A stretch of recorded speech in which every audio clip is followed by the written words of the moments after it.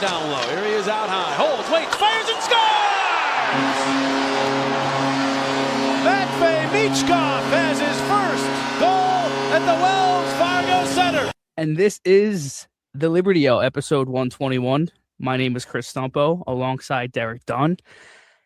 And we got a lot to jump into, man. We just watched Team China lose to Team Czechia. That was a good game, though. That was seriously a really good game. The whole time, too. Like, back and forth. And I saw, I think it was BT on X. He was talking about the fact that it's weird that you don't...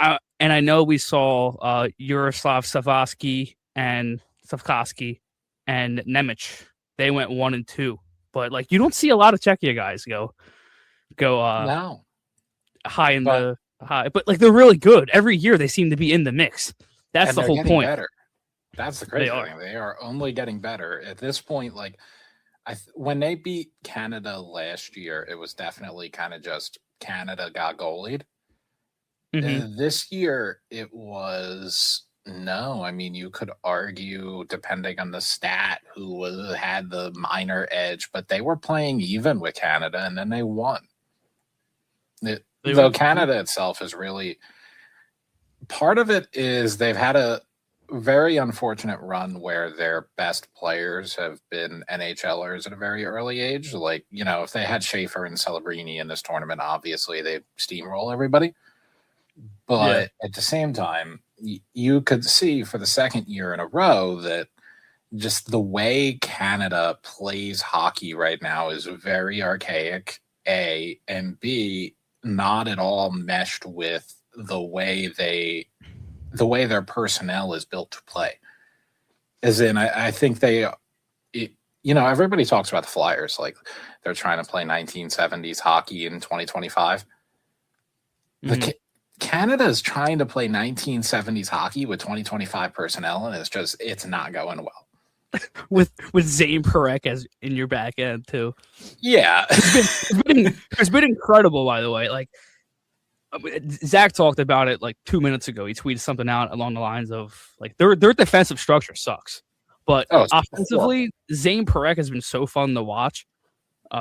The way he can skate and like create lanes for himself is pretty crazy to see. But yeah, they definitely play like an old style. I mean, it's kind of like watching the Flyers a little bit, watching Team Canada go out there in a way. It is.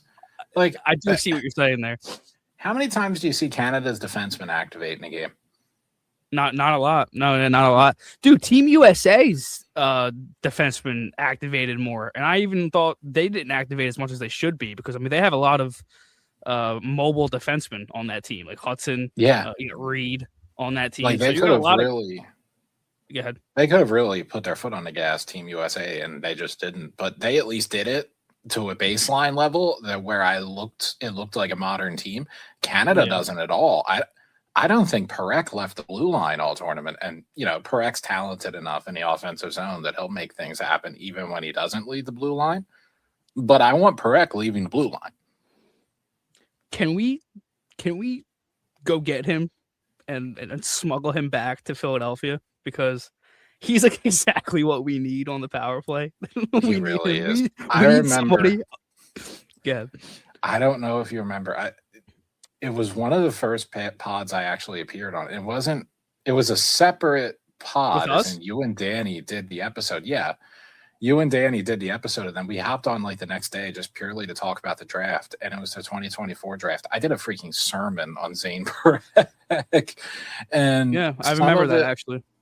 Some of it was the way Saginaw played, for sure. I think you can kind of see that, but at the same time, there are a lot of things in Parekh's game that are pretty special. So you're just going to have to forgive his occasional Chinese moment because he will give it back to you with a ridiculous plays.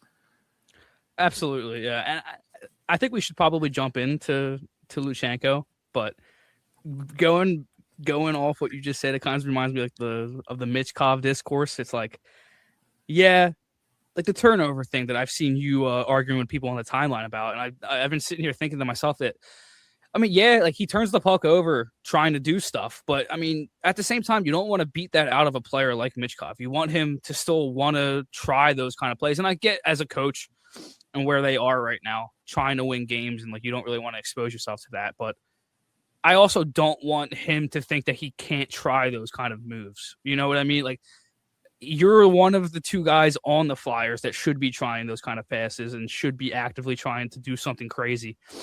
Maybe Especially not all the time. I feel like people have really done him a disservice in the sense that they zoom in heavily on every turnover he makes, and it's like every single time he turns the puck over, it is remembered, it is cataloged, and you will hear after the game from 6 people on the timeline, he turned the puck over 2 times tonight. Brother, McDavid turns the puck over 5 times a night. Yeah, No, I mean, really, if you actually go in and track like puck touches, because I've been doing that recently, and the sample isn't large enough that I'm going to get too much into it, just because I'll write an article about it eventually. But once I get to the point to where I have tracked like maybe 150 puck touches for all the cool players that I'm going to do, I'll start talking about it. But I will, just to make the point here, I tracked Michkov's first game. He had 30 puck touches. He failed on 2 plays. 2 out of 30. Like he created about 7 different dangerous plays.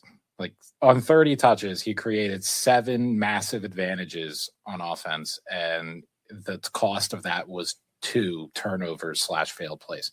That percentage is ungodly. There is no actual comparison among people I've tracked.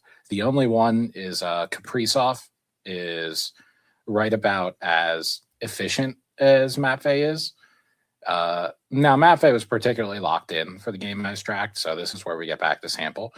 But I have tracked incredible, insane players, and Matvey right now is a obscene balance of both efficiency and like explosive playmaking ability when the puck touches his stick.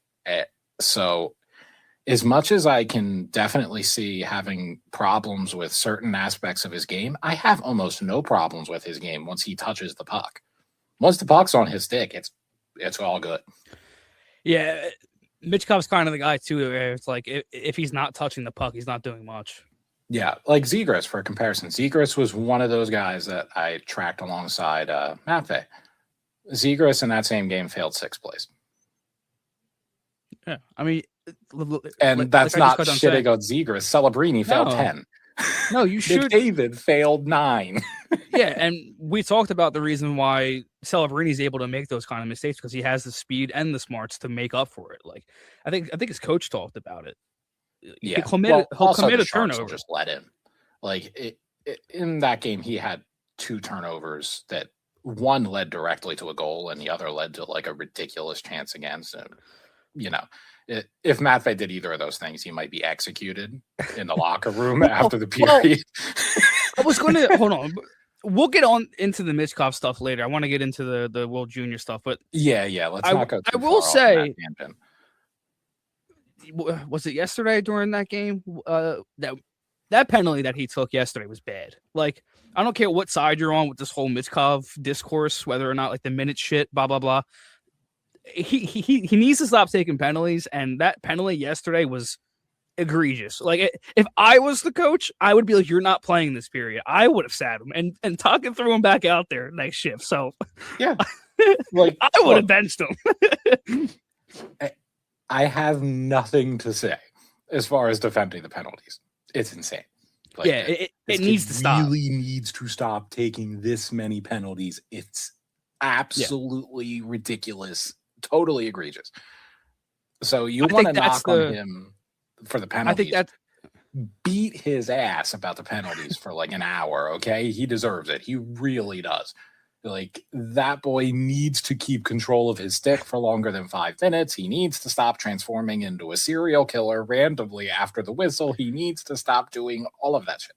He needs to start getting on top of pucks and stop trailing behind and trying to lift the stick. Like he's getting guys his hands because he's trailing the play and trying to lift the stick real quick and take it. Like I know what he's trying to do. I've seen him do it a million times, but maybe be on top of the puck a little bit more. It's not something that needs to get harped on because it's not really.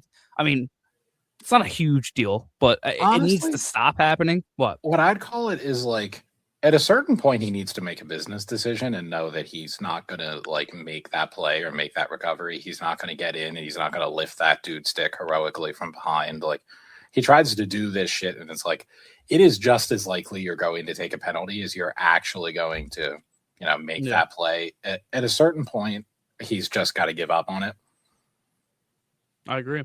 Yeah, I mean, like I said, we'll get into him because there'll be plenty of discourse to talk about with Michkov later on. But I want to talk a little bit more about the World Juniors. We got Jack Berglund. I don't know if I'm butchering his name. Justin will let me know. Heike? I don't know how to say his first name. I think that's it. I think it's Heike Ruunanen. Who's, I mean, we'll get into those two. The whole Jet Luchenko, Martone, Westergaard, who's been really good. The Flyers might have a steal on him. We can hop into Berglund first, I guess. I feel like you have a little bit more of Berglund. I actually, like I was texting you, I do have to watch a little more of Berglund because I haven't really gotten to any of his full games start to finish because Sweden just happens to be playing hockey while I'm not able to watch. But yeah, really from what I have seen, yes, he is very, very polished. He's a very smart player. He's got a little bit of skill to him. He's definitely not one of those kids with stone hands. And he's he's definitely got some hands. He makes those Denver Barkey plays where he's under pressure, but he makes a quick, subtle play where you're like, okay, he can play. That'll do. Like Barkey's made so many of those plays in the last since he's been up, that you're just like, okay, yeah, that plays. That's what you have to do in the NHL. But Berglund's not his size, obviously, so it's not that much of a pressing issue, I guess, with a guy like Berglund, if that makes sense. But he definitely has that asset or that ability to make plays under pressure. Yeah, and that's really the separating skill in the NHL, even more than speed, especially if you don't have that speed. If you're not a fast skater, if you're not a guy who can just create separation from people with your first couple of strides, the way that you're going to have to create offense in the NHL is you're going to have to win in a phone booth. And Denver Barkey is really fantastic at winning in a phone booth. He went to the Matvey School of winning in a phone booth. It's really fun. And Berglund's got a little bit of that too, which is impressive because he's big. The downfall of a lot of big players, and the reason Tage Thompson can do what Tage Thompson does, is Tage Thompson, despite having those long-ass limbs, does not let people get underneath his hands, does not lose in a phone booth. So for Berglund to be like 6'4", the way he is, and still be able to win those battles in tight, I think definitely bodes well for his NHL future. It's actually probably the thing that frustrates me with Nesbitt is Nesbitt's in a very awkward situation right now where he both can't create separation and can't win in a phone booth. So the result is like every once in a while he'll make a great play, but other than that, there's nothing there as far as I don't mean to be that brutal, but there's no way to win is what I mean. There's no way to just beat a guy. Yeah. You pretty much have to end up with him getting the puck in a perfect situation, and then maybe you'll get some production. Whereas Berglund in this tournament, his club league play is kind of irrelevant because he's in the SHL getting selective minutes, we'll say. Yeah, I got the stats right here if you want me to throw that in there real quick. Yeah, I think he has SHL. He's got 3 goals, 2 assists, 5 points in 22 games. And then the U20 national team, 2 games, 3 assists. So he's a point per game in that league. And then obviously in the World Juniors, he has 8 points in 6 games. Yeah. So he's just in an awkward spot that Swedish prospects and European prospects in general end up in sometimes, where they're too good for the juniors leagues, but they're just not quite ready in the eyes of their SHL, KHL coaches to play significant, consistent minutes. So his club league play is kind of a wash, and I wouldn't look at it and judge him one way or the other. But from what he's doing at the World Juniors, he's making a real name for himself as a potential solution for the Flyers down the middle. Like, I don't know if he'll actually come in and be the 1C and we got to steal the second round. I'm not saying all that, but he definitely looks like somebody to keep a very close eye on moving forward here. Oh, absolutely. And along with him, you got Heikki Ruohonen in as well, who, I mean, we talked about it off pod. Not as polished as Berglund, but there, like, I mean, I think I said it first. There is some serious raw skill there. You want to talk about winning in a phone booth? This guy destroys people in a phone booth. Like, you just took the word straight out of my mouth. I was just about to turn around and say, do you want to talk about playing in a phone booth? I didn't see it so much today. But the last couple of games, the kid can definitely play in a phone booth. I mean, he has some sick hands. He really does. I was joking around with you yesterday, calling him the left-handed Giroux. Mm-hmm. Yeah. Him wearing that 28 helps that case. But he's definitely not as polished, and he's not as intelligent as Berglund, I don't think. But if you can teach the finer points of the game and teach the details, as it were, if you can get his skill to show up more consistently, you could really have a special player here. There's a very wide range of potential outcomes with Ruohonen, where on the left side of the spectrum, it's very real that you do not see this kid even make an NHL debut. And then all the way on the other side of the spectrum, he's 6'2" Claude Giroux. Like, I'm not saying either one of those things will happen. Yeah. I'm just saying that he is the type of player. He is a very volatile player where he could really break one way or the other. He could just as easily be a freak as he is not even in the league. But he did show at the World Juniors. There is a lot of reason to be excited there. Now, obviously, I do want to watch more Berglund, so take this with half a grain of salt, but I actually was more consistently impressed by what Ruohonen was doing with Finland than what Berglund was doing with Sweden. Now, I just thought Ruohonen was impacting the game for his team more often for Finland. I thought a lot of players were really good for Sweden. Sweden looks like a really good team, to the point that, like, Berglund might not even be a top 3 player on his own team. Actually, he wasn't voted as one. And a lot of skill in that team. Yeah, it's pretty crazy. They're probably winning gold. And Ruohonen, I thought, was just, let's say, I don't know if he was voted one of their 3 best players. I don't know did they even vote on that yet, but either way, he would get my vote as one of those 3. I'm not sure if they did vote, but if I were to have any kind of say in that, yeah, I would definitely be voting him too. I mean, I don't think Westergaard's been on the same level. I think there's been more flashes with him in this tournament than anything consistency-wise. But that's another player, and I think you wrote it here perfectly. What did you say? Westergaard looking like a very interesting potential late-round steal. Incredible production in his club play. Nearly 2 points per game in the Swedish under-20 leagues, despite one of the youngest 25 kids in September. And I'm not sure. I think he had 4 or 5 points in this tournament. I'll double check, but I think that he might be a steal. And I'm not saying he's a superstar or anything like that. I think we currently have a lot of Max Westergaards in the system, but I mean, you can never have too many Max Westergaards, in my opinion. Like, he is an energy guy, a bottom. I think you maybe could play him on a third line, bottom 6 guy with some serious skill. He can definitely, and he can fly, like, and he's not afraid to try creative moves too. So that draft, and I know it's so early, the 2025 draft is really fun to look at. It really is. Yeah. They played really well in this tournament. They really did. Other than Martone, which we'll get into him, even though I don't think he's played bad, everyone's looked good. Other than Jet. Well, until he scored that great goal, but Jet, but Westergaard is another one of those players where there's a wide range of outcomes.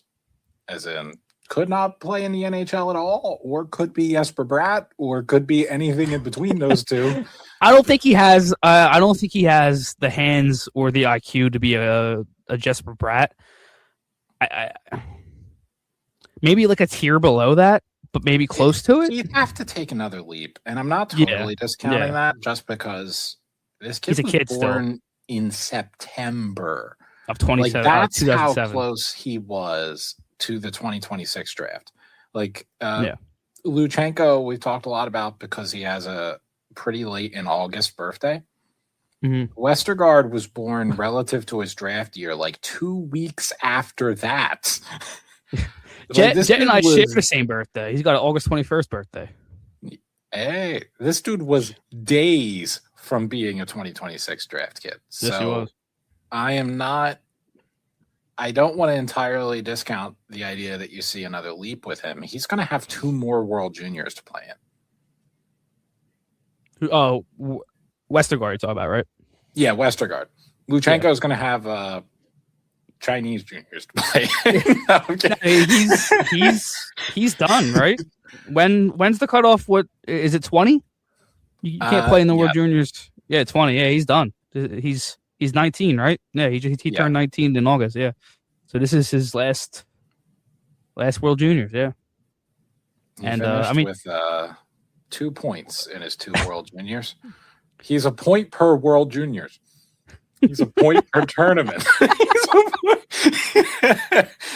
Dude, you know what's ironic about this? About us sitting here laughing at him? I guess we are laughing at him. I don't mean to, but I guess we are.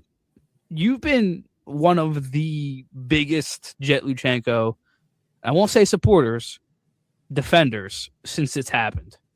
Yeah, like I will, hit him with a joke like that and completely mean it, but then also turn around and say that there are legitimate pluses to his game and there are real merits to his game that could make him a good NHL player. So I am pretty positive on Jet Luchenko. I think I'm as positive as you can be on Jet Luchenko while actually watching Jet Luchenko play.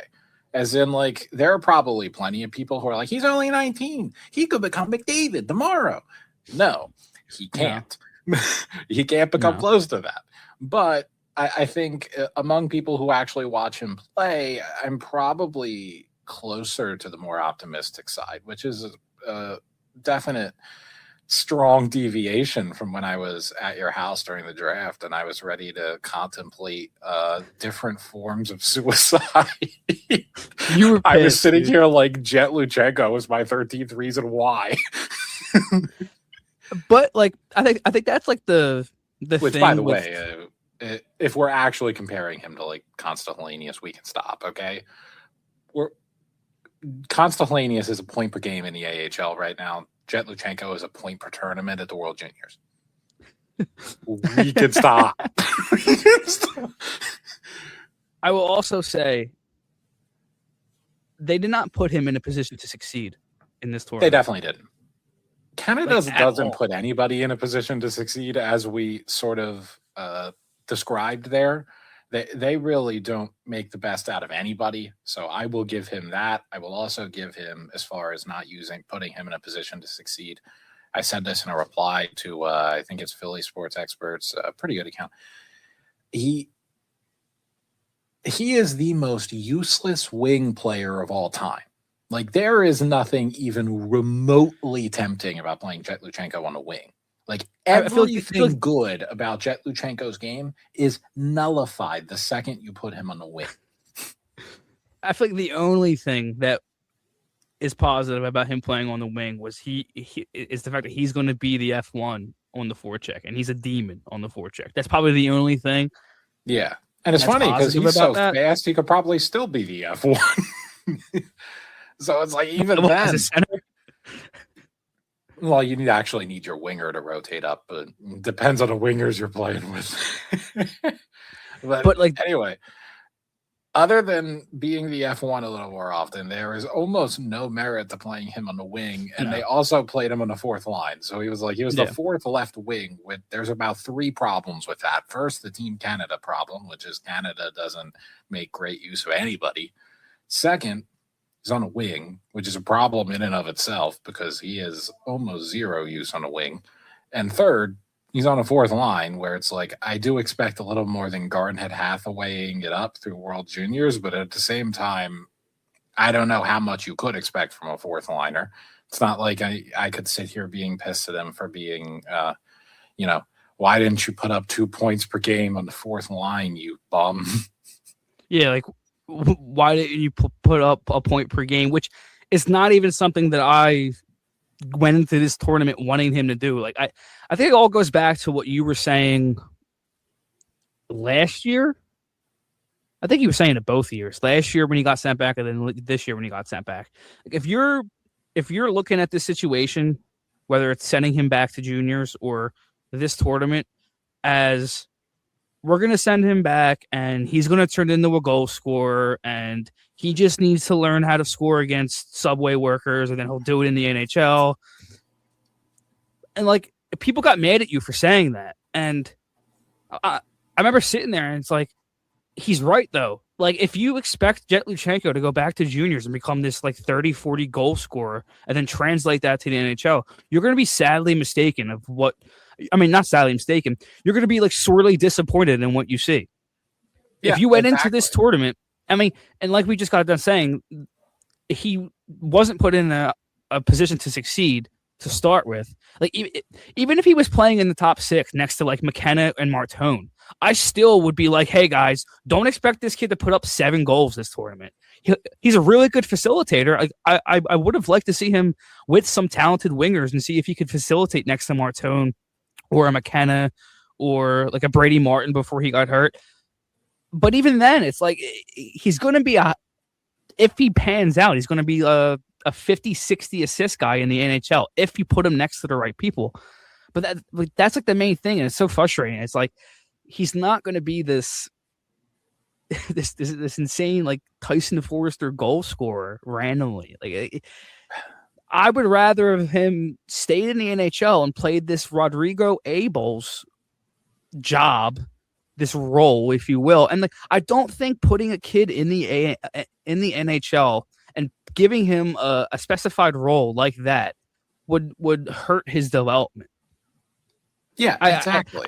It's case by case, I think. And I think Jet's case, you would have been fine making him like the 4C who plays on PK3 or plays on PK2 a little bit. Like, just slowly integrate him into the role that he would be playing in the NHL, a defensive center. And then slowly, maybe some guy goes down. You throw him up in the top. Cates hasn't been really playing well. Let's see what he does next to Michkov and Brink.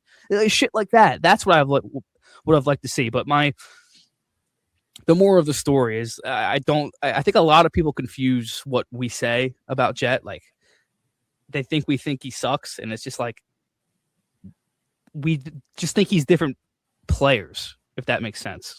Yes, okay.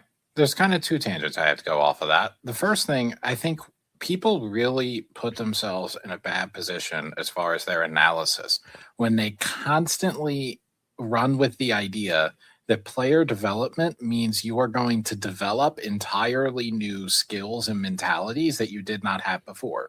As in, Jet Luchenko will just learn to shoot. Jet Luchenko will just suddenly desire to shoot. Tyson Forrester will suddenly learn to skate. Like, all sorts of things. The truth is, that's incredibly rare. It's incredibly rare for a prospect to be one way for years and years and years, and then suddenly a switch flips, and oh yeah, no, now all of a sudden, Jet Luchenko is Alex Ovechkin, or Jet Luchenko's potting 35 a year. That like Max Pacioretty. That's not going to happen. What you really need to look at player development as is taking your strengths and refining your strengths to such a degree that you can impose them regularly on NHL players. So what is Jet Luchenko? He's very fast. He's very defensively engaged. His motor's through the roof. And he's a very good facilitator. I say it not playmaker because I don't think he even has quite the same eye for like home run passes as, say, a Gavin McKenna. just to use a quick basketball analogy, he's more like Chris Paul than Steve Nash. He's not throwing 8 layup assists per game, but what he's doing is he's kind of feeding everybody the puck, feeding everybody the ball, getting everybody involved in the offense. I think that's what he can do. He can put other players in a position to be the best version of themselves by making sure, let's say, a Michkov touches the puck way more. And when Michkov touches the puck more, everybody on the ice gets points, okay? Because he'll find you. Jet Luchenko will score his 15 goals because he'll have 15 tap-ins. He's a facilitator. Exactly. That's the word. Yeah, he is a facilitator, and people don't realize, frankly, how much value there is in a facilitator, especially one who has the defensive upside that he has.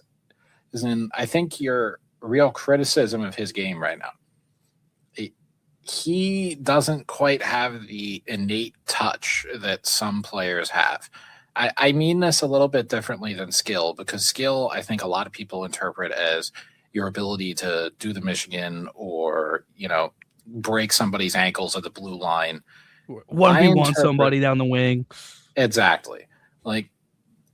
That's one kind of skill, yes. But another kind of skill is just when you're passing, are you hitting it perfectly on the tape? How are you timing your plays? I was saying this in a quote tweet to you after he made that pass to Drysdale yesterday. Michkov is a freak as far as little things like the way he times his passes and the touch he puts on his passes and the little stick handles he does to win in a phone booth. I don't know how he does it.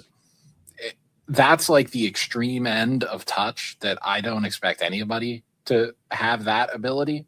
But with Luchenko, what you see is he'll get to the puck. This play probably happened 4 times against Czechia. He will go and just own somebody in a puck battle, lift their stick, rip the puck from them, and then have that guy on his back. And it's that now he's going to spin off the guy and make a play, except instead he kind of just throws the puck away because he doesn't have that tight area skill. He doesn't have that touch to make the next play and turn that puck recovery into a zone entry into a scoring chance. And that's something that when I'm looking at how far can Jet take his upside, how far can Jet take this facilitator gimmick, as it were, that's going to be the swing skill. Can he not only win that puck battle, but come out with the puck clean and make a play so he can get his winger that extra puck touch? Or are they dumping it in? That's going to be a big difference, because if he doesn't really develop that touch, if he doesn't really develop that small area skill, then he's going to be a 3 or a 4C. He's not locked in a 3C, as in he could be a 2C. He could be a 1C in the absolute perfect environment where all you need is a defensive facilitator. Or he could be a 3 or a 4C if this specific skill doesn't turn around. And the reason that, to dovetail to what you were saying, that I would rather see him in the NHL is because at this point, he just needs to be in that environment, in that situation as much as possible. The way you get better at making plays under pressure is making plays under pressure. Is being under pressure with the puck. Yeah. You can't practice your ability to make plays in small areas on a rink by yourself. Or in the OHL where you're 40 times faster than everybody and nobody's going to pressure you because they're all like Matthew Tkachuk with no groin muscles in comparison to you. I will say, though, if that AHL rule went into effect this year, I definitely think the Flyers would have used him, put him in the AHL. I seriously don't think there was anything to gain for him going back to the OHL. Am I happy that he got traded to the Bulldogs? Yeah, I mean, he's playing with better players. He's on a better team. What is it, 8 points in 6 games when I checked that when we were talking a couple days ago? Yeah, I mean, obviously that's exciting. Seeing him with better players is something that we've been slamming the table for since we drafted him. But I that's been my take this whole time too. Since even 2 years ago when we sent him back the first time. Yeah, I could understand it more then because he was an 18-year-old going back. They don't really need to put an 18-year-old like that into the NHL in a 4C role. But this year, it was just like, just do it. I don't think it hurts him. He's not that type of player where putting him in a 4C role is going. Like, if you would have brought Morgan Frost over, not to bring this dude up, but like, take yourself back then. Would it have made any sense for them to put him in a 4C role? No, because that's not the type of player that he was going to be if he did pan out. Now, I'm not saying Jetluchenko can't turn into a 2C who's a facilitator, but percentage-wise, he's probably going to end up as like a facilitating 3C. Yep. That's probably what he's going to be. 2C at the highest because he's playing next to, hopefully, Martone and Matvei Michkov. Like, there is only one question with Jetluchenko. How far can he take the abilities that he has? The abilities that he has are not going to change. An Iron Man in the cave. Just refine them. Mm-hmm. Yeah, exactly. It is just about how far can you take this set of skills. And, some players can take it really far. As in, like, Nico Hischier is better at the net front. But he's so good. In many ways, he has a lot of the same skills as Jetluchenko. He just takes them to the elite stratosphere. And I'm not saying Jetluchenko will do that. I'm saying the key to Jetluchenko having that kind of upside is taking the skills he has to the highest possible stratosphere, which is something I can only see him do in the NHL. So there was no real... I look at the World Juniors as like, did Jetluchenko play in the World Juniors? How'd he look? I don't care. Because it tells me nothing about him as a player. I agree. It's not an open question.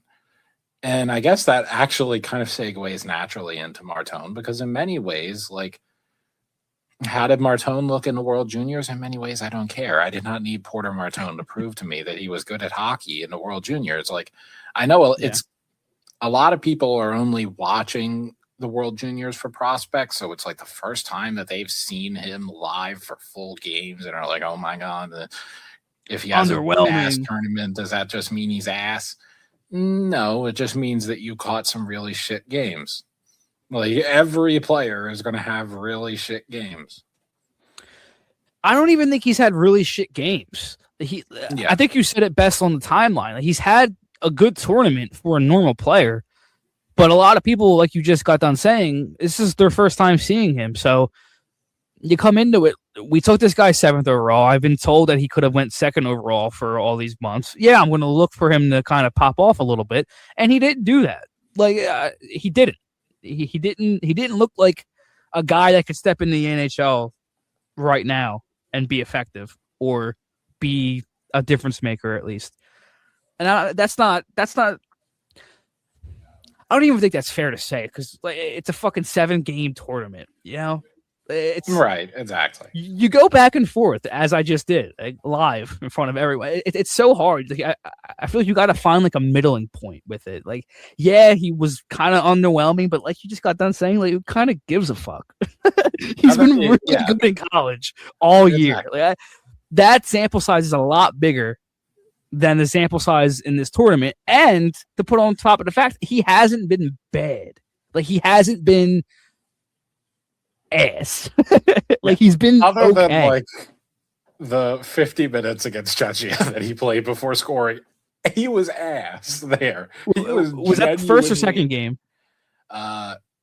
Honestly, it was ass in both of those games. Like, Martone and Czechia are a really bad mix, apparently. But otherwise, I've been actually good.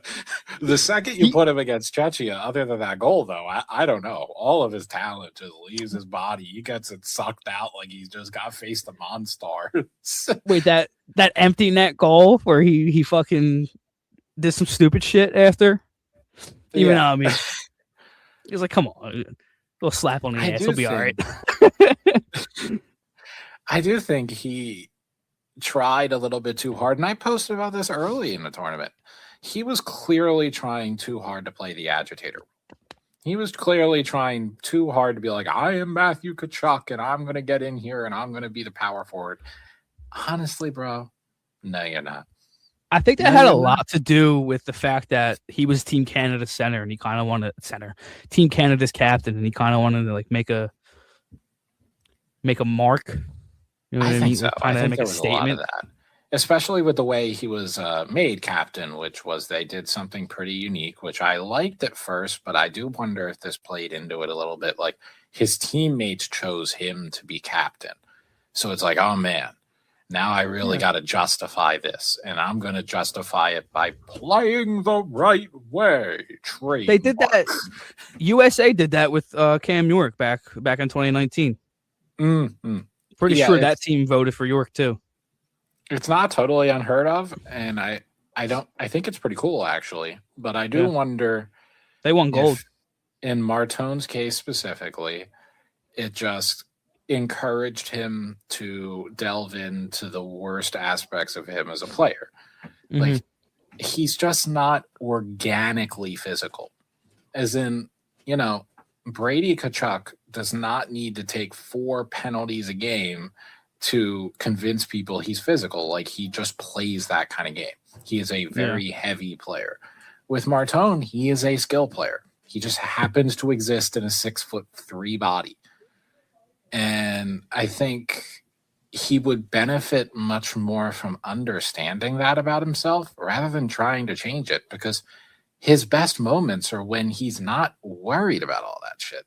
When he's just playing and he's just being the guy he is. And the guy he is a pretty damn good player. So should we just turn around and say just fuck this tournament and never talk about it again? Yeah, we can blacklist the tournament other than the we can blacklist Team Canada, which we probably should have done before the tournament anyway. Because obviously I don't think Ruhonen wants to cancel the tournament. I think Ruhonen wants us to keep this tournament in mind for him.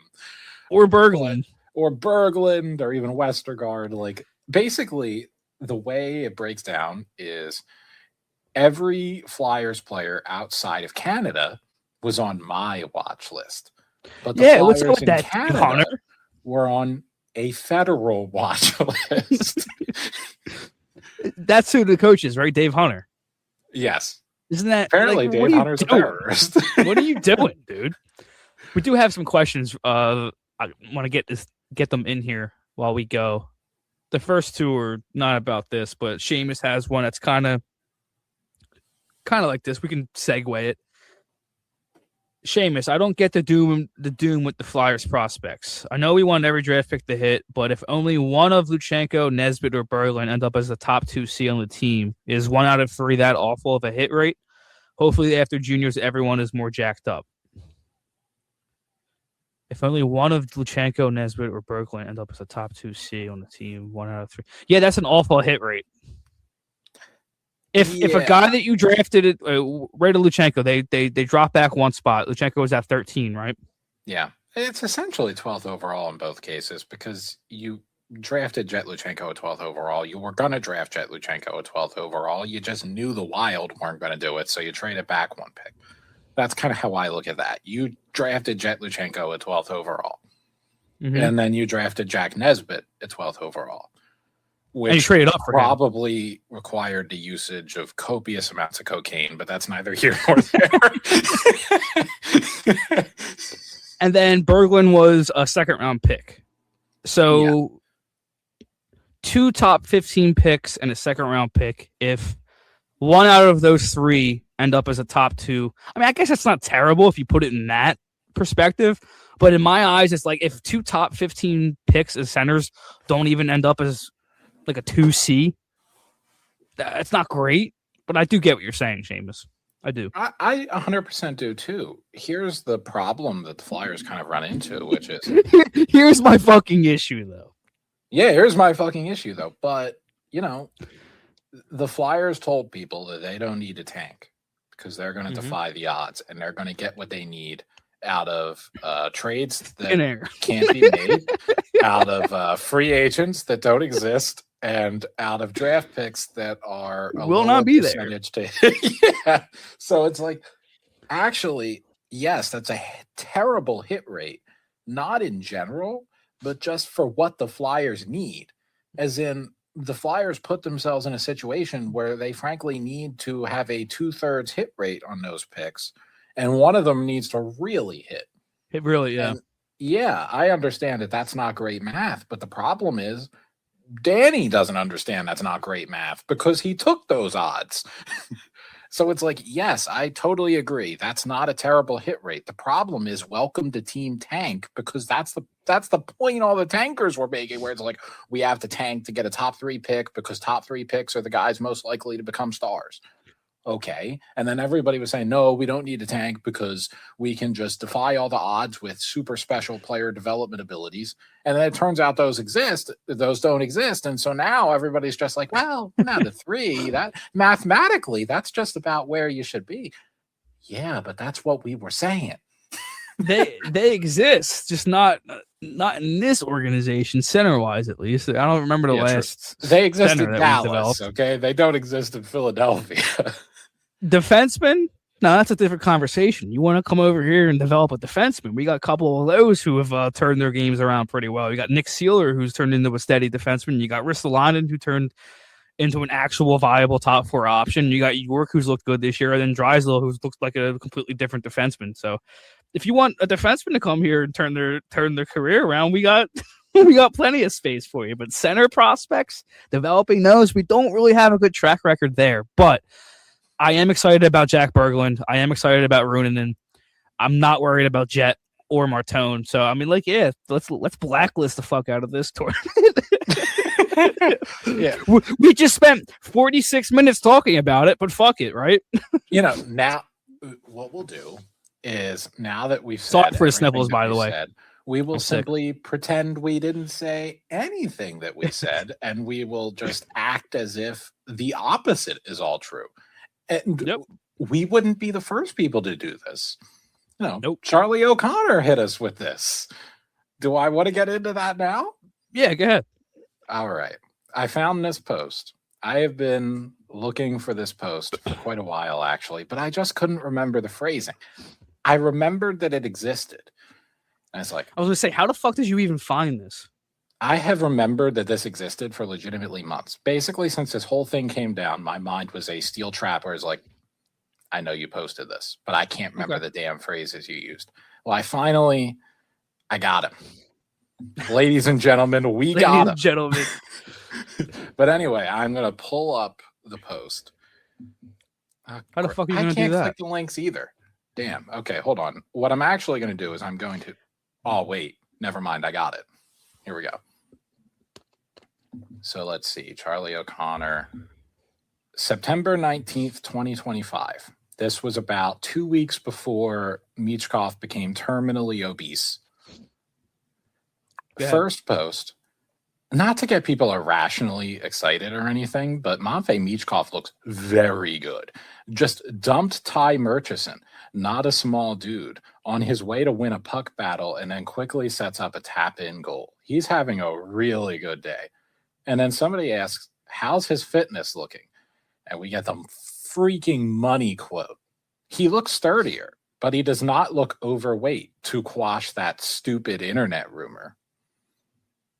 Okay. So let me get this straight. On September 19th, Michkov being overweight and out of shape is a, quote, stupid internet rumor that needed to be quashed. And then, less than 2 weeks later, the Flyers come out. It's like, oh, did you know he's fat? And then Charlie O'Connor is in my mentions less than a freaking month later saying, well, I don't know how you couldn't believe that he's fat. I heard it from 2 perfectly objective sources that he's fat. Okay. Well, here's what I'm going to suggest. Charlie, one of 2 things is true here. Option 1. We need to get Charlie on here, bro. We need to get Charlie here. Your powers of observation are utterly non-existent. You have the worst eye test of all time. You are legally blind. You don't know what the hell you're looking at. That is explanation 1. Because if I'm to take you at your word, You thought he was in better shape and that it was a stupid internet rumor that he's fat and that you were retarded if you believed he was out of shape. That you were so convinced that he was in shape that you believed all that. You said it with your whole chest that he was in shape. You didn't just say, well, I don't know, I could see it on the margins, but I'm going to assume that he's not fat. You didn't do that bit, the fence sitting bit that you normally do, where it's like, see, I could understand the argument of this totally irrational thing. You didn't do all that. You didn't do it. No, you said it with your whole chest. You took a stance that you never took. He is not fat. And then 2 weeks later, you're doing the opposite. So that's option number one. He's totally blind. He does not possess eyesight, legally speaking. That's option number one. Option number two, and this is the one that I think is really true, and this is deeper than Charlie, who I think this is what's really going on, so it's indicative of a real problem. His sources, quote unquote, whoever in the Flyers organization who is under no obligation to tell the truth at all, none, just simply said, yeah, no, he's fat. And Charlie just canceled anything in his brain, including his own observations, to the contrary. Rick came out and said something, right?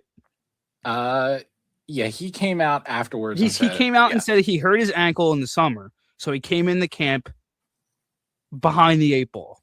Yeah. And then Mitchkov came out in an interview like a week later and was like, yeah, I was out of shape. Like, so, right? Like, Mitchkov admitted it, right? Actually, no. People keep misquoting him. Mitchkov, his first quote on this topic was, "Oh, I trained differently." I'm sorry, I trained differently. Oh, this is how bad people have been misquoting. Definitely what he said. He said I trained differently. Didn't he say I focused too much on the gym? No. All right, this is how bad. This is how bad because okay. So that was my possible interpretation of one quote. It turns out the interpretation was actually simpler. Like they just botched the translation is what happened there. But anyway, let me start all the way back at the beginning, the ankle injury, because Talk had already said, he came out with an ankle injury and that's why he came in out of shape.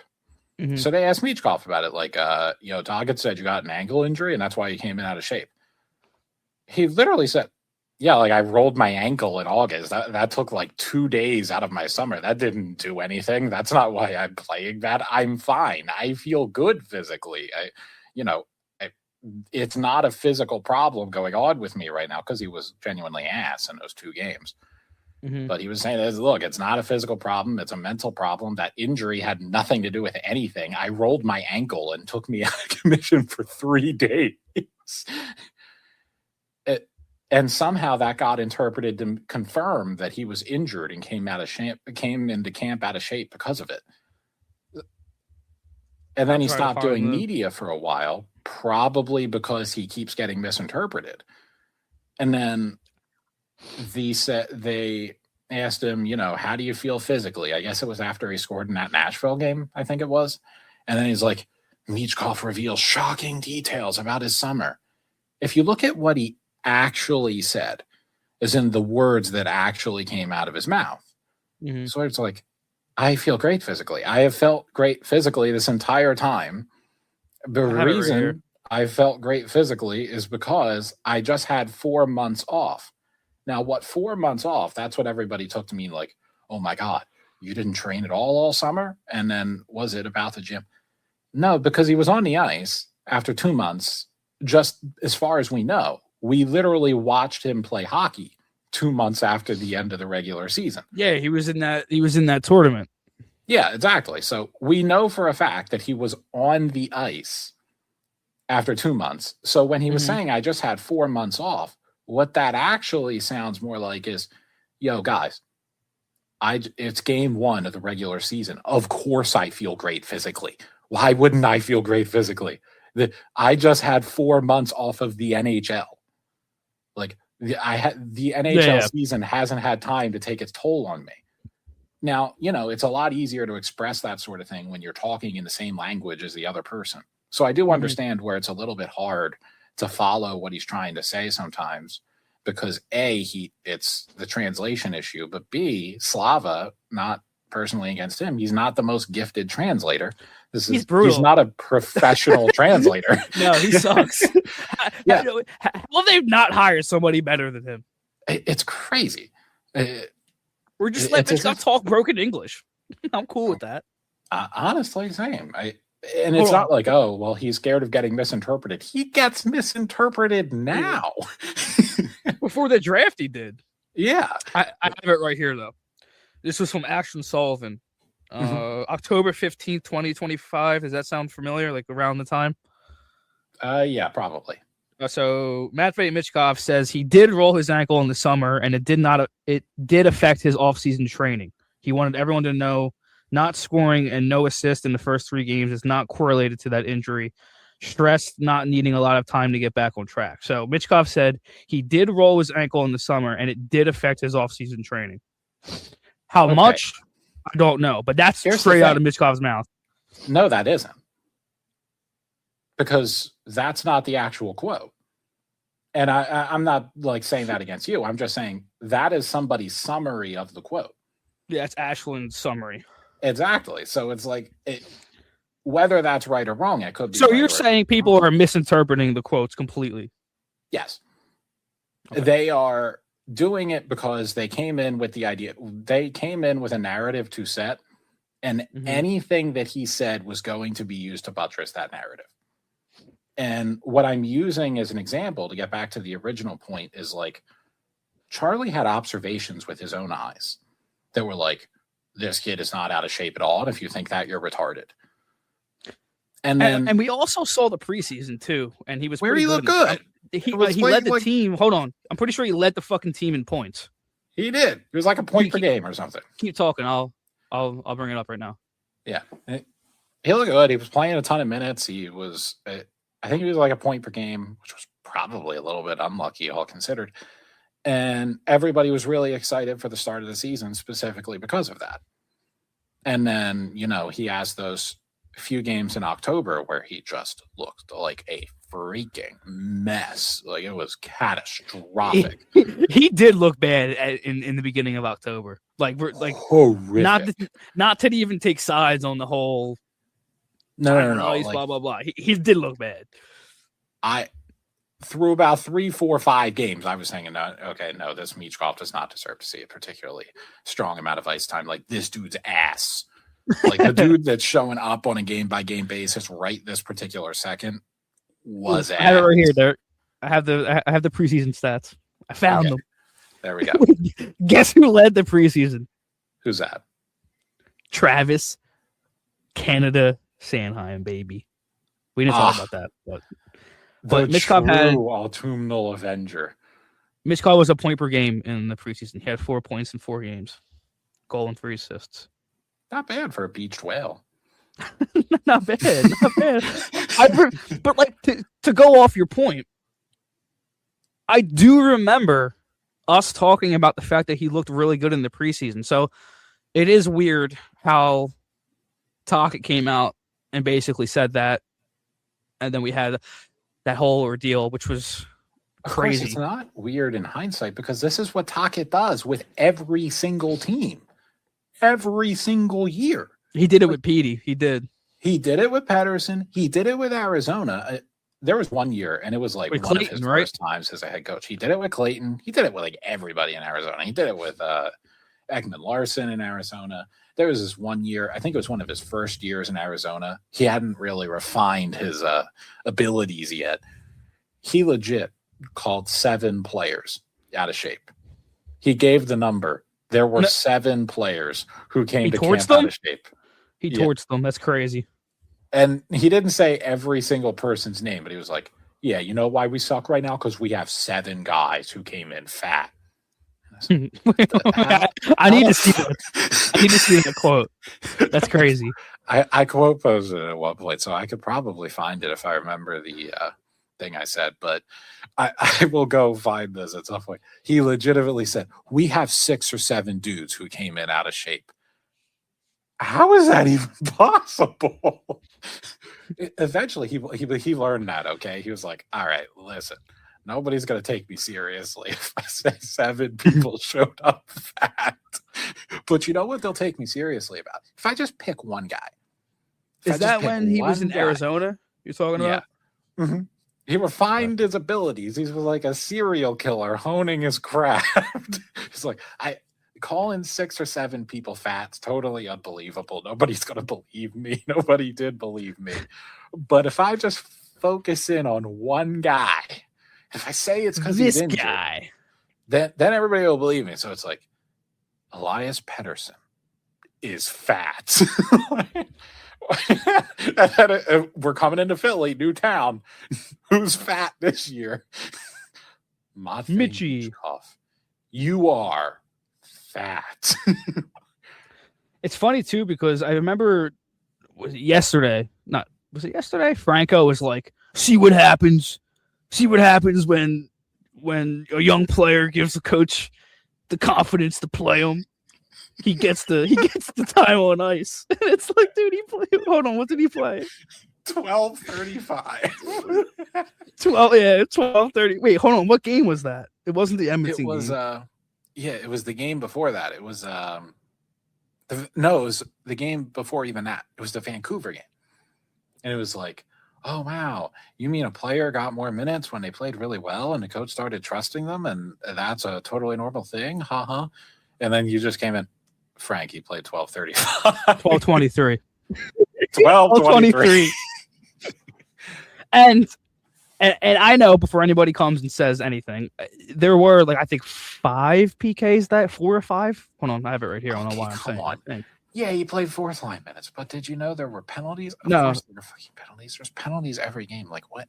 Why? Why can't we just be like, yeah, Mitchkov didn't play a lot of minutes. Why do they have to freaking gaslight me? Okay, 4. Like, I don't think 4 power play, but it's not even like a Barkey. This is just how he plays his lines, man. Me and you talked about it. Mm-hmm. The team to him right now is Yorkie, Sanheim, Andre Drysdale. Not even those 2 anymore, based off the Edmonton game. Crazily. I mean, it fluctuates. It goes back and forth. Yeah, now the team was Sealer and Ristolainen. Yeah, it fluctuates, but those are usually the 4 guys. Because I've looked at the time on ice in the past 5-6 games, and usually those are the 4 guys who have the most. Yeah, and then the 2 forwards who get abused are TK and Zegras. Those are usually the 2 guys who always have 20 minutes. Because Josh on X, I forget his X handle. It's something to do with Farabee because Chris Mayer tried to make fun of that. Yeah, but he started tracking a couple of games of Michkov and these quick shifts. Why are these quick shifts happening? Because there's 2 ways you can get taken off on a quick shift. There's 2 ways that can happen. 1, you decided to go off on a change early, or 2, there was a stoppage in play and the coach pulled you for a different line. I think he found between both games there was 1 instance where Michkov himself went off the ice early. In every other instance of all these short shifts, it was Tocchet pulled the line early. Mm-hmm. And this kind of goes into this is how Tocchet kind of deploys his players. Yeah. He rolls 4 lines religiously. The difference is how long these shifts are. As in the Michkov line, he will pull off the first available opportunity. First stoppage. Doesn't matter if it's 10 seconds in, they're coming off. And 4th line, kind of the same deal. And then he likes putting that 4th line out there. He does. He likes that. Get very regular shifts. And meanwhile, TK and Zegras are kind of the opposite, where it's some of this is the player, as in both of those 2 take abnormally long shifts for no reason. It's crazy. But yeah, in general, if that line's been out there for, let's say 30, 40 seconds and there's been a stoppage, instead of changing, most of the time he will let them stay out there. And then they will change. In Dvorak's case, he'll responsibly change at 55 seconds. And in Konechny and Zegras' case, they will responsibly change at 97 seconds. TK gets caught out there a lot. He does. He does. that is his favorite move, along with Zegras. Both those two just like cannot get the hell off the ice. It's crazy because I was talking to my pop about it. For as well as they played against Edmonton yesterday, those two did not have good games. No, they were. Oh boy, they were making lots of plays for Edmonton. For another team, yeah. Yeah. We'll talk about somebody who had a good fucking game. Owen Tippett. Owen Tippett's been fucking great, dude. Since the last two times we've talked, he's consistently been good. Every single time we hop back on this podcast, I can actually say that I've been impressed with his play. Yeah, I mean, I am probably the certified Owen Tippett hater of the universe. Well, you made up that nickname, that insanely funny nickname, Plexiglass Punisher. Dude, when you said that at Dev Camp, that shit was so funny, dude. Owen Tippett was here, pointing up at a rubber stain on the glass. I have like 3 of the same questions here too, because it's a good segue to what we're kind of talking about. Michkov, time on ice, Zegras, TK. Now this is from Zach, Flyers Clips. Is Yogi the Czech Rocky Thompson? Really though, what do you think is the solution to the power play? How do they figure this out? Seems like nothing is working at all outside of a few Zegras moments of greatness. And then Bleed asks, can the Flyers buy a power play, or are we doomed to remain at the bottom of the PP success? Can the Flyers keep this up as second or third in the Metro, or will we fall to wild card or worse? And then in the net asked our thoughts on Michkov's last couple games. So I guess we'll answer all 3 of those questions at the same time. But before we do, I did have some notes right here. The Flyers, since we've last talked, and that was December 16th, power play has been 4th worst in the NHL at 12.5%. The PK has been good, 12th in the league at 80%. And then they've been 3rd in the league in regulation wins, which was something that I talked about last pod, that if they started to do, then I would change my tune a little bit. They've been good there. But I said this to you off pod. And to answer your question, Zach and Bleed, no. I don't think there is a solution. Like, how many fucking coaches do you need to where you look around and say it's not the coach, it's the players? But at a certain point, you're not putting Zegras and Michkov together. So I still think right now, at least, it is the coaches a little bit, because you refuse to put them together. And when you do put them together, you don't put them in the right spots at all. I don't mind hanging at the back post, just chilling there on vacation. Well, he doesn't stay there. They rotate him, and I like it when they rotate and they feed off of each other from the wall that Zegras is on to where Michkov is kind of standing like behind the net. Because I want Michkov behind the net with the puck. Like he reminds me of Danny B behind the net. That's where I want him. But why is that the only 2 spots that he can be? Like Michkov, give Michkov the keys to the power play. Like if this is how you're going to play him 3v3, if this is how we're going to do it 5v5, okay, I will happily shut the fuck up with time on ice. This is how you're doing it. I'm not going to bring it up every podcast because nobody wants to hear you complain about the same thing every fucking podcast. But if that's what you're going to do, at least give him the keys on the power play, right? Like at least let him drive the boat. At least, because like it's not even like you have a good power play where you're like, oh, I'm afraid of messing the camera. You had the worst power play I've ever seen for like half a decade, and you refuse to do anything to try to find something. Put Michkov on the point. Who gives a fuck? Put Risto in front of the net. Like, do something. Kate is actually a pretty good slot player on the power play. I kind of like his one-timer there, even though it's not like a fucking Forrester one-timer. He scored a couple goals sitting in the slot like that, but it just blows my mind how this isn't the main conversation that everyone has. It's time on ice. It's fucking what else are we bitching about on the X? Like this is, and I've seen Zach talk about it a million times. This is the one issue that like he doesn't even get asked about by like the media or anybody. No one talks about how bad the power play is. They are 4th worst in the NHL since we've last talked. One of the more 12.5. Oh my god! one of the more underrated, slightly egregious things he was talking about. He was actually Tocchet. He was asked about Michkov hitting him with the ether disc track on the bench in the Rangers game. But he was it was nothing. It was just us talking about rotations on the power play with Denver Barkey, because Barkey was playing on the net front and Michkov was playing on the wall, or vice versa, and Michkov liked to rotate with Barkey. And Tocchet was sitting here saying, no, he can't overdo that. You can only do that at certain points. You can't just run around doing whatever you want on the power play. Why the fuck not? What? Why the fuck not? Whatever ideas you got floating around in your head, fucking blow. Okay? It hasn't worked. Results are in your ass. I don't know how else to put it. I have a bookmarked from. Keep talking. I'll try to find it. But so isn't it crazy though? Like how that's not the number one thing that we're all talking about. The power play. The power play. Like, it's completely unforgivable. You added Trevor Zegras and didn't get any better. How the did you even do that? Yeah, seriously. Like, this is what we should be complaining about, because this is what's stopping us from actually being. That's what's stopping me from sitting here and being like, yeah, I think they could be consistent with this. If they had a power play that scored goals, I would say yes, they could win and be consistent with this way that they're playing with the roll four lines, with playing Michkov on a third line role.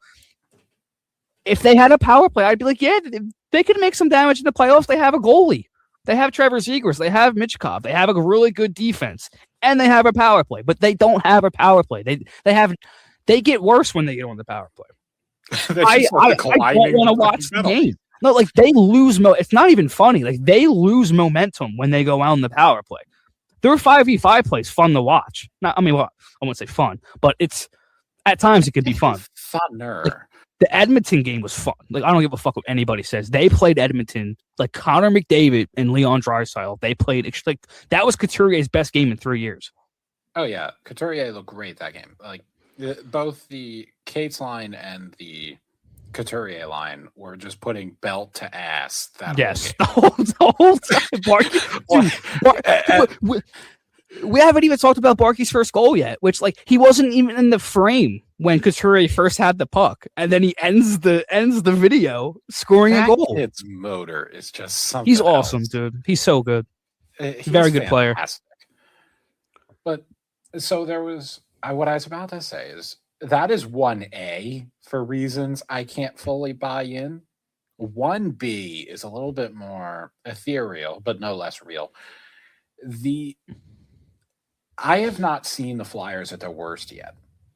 As in, no, the nadir of the season has not happened yet. Everybody's coming in like, look at how they avoid losing streaks. They've only lost twice in a row, like 2 times, and I believe they've never lost 3 times in a row this season.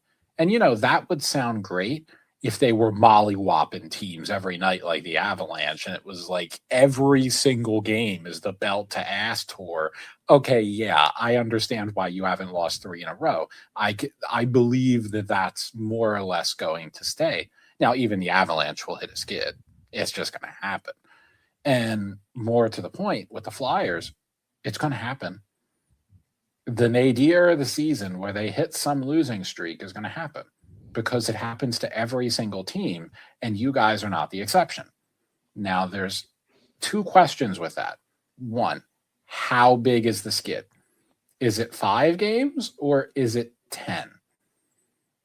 That's the first big question. Their defense is too good for it to be 10. Well, once you lose 5 games in a row, let's see if your defense is still great, because the buy-in starts to sink. But I don't think they're bad enough to. I don't think they're bad enough to lose 5 in a row.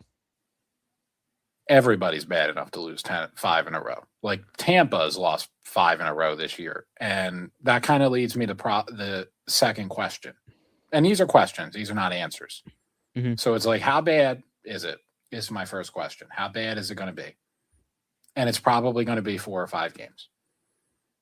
But the bigger question, can you come back and win 5-6 in a row? Because that's what good teams do. Good teams, they get in that rut where they're losing like 5 in a row and they look like shit and everybody's panicking. And it's like, oh my God, we are ass. And then they pop off and win 10 of their next 12. And it's like, yep, that whole thing never happened.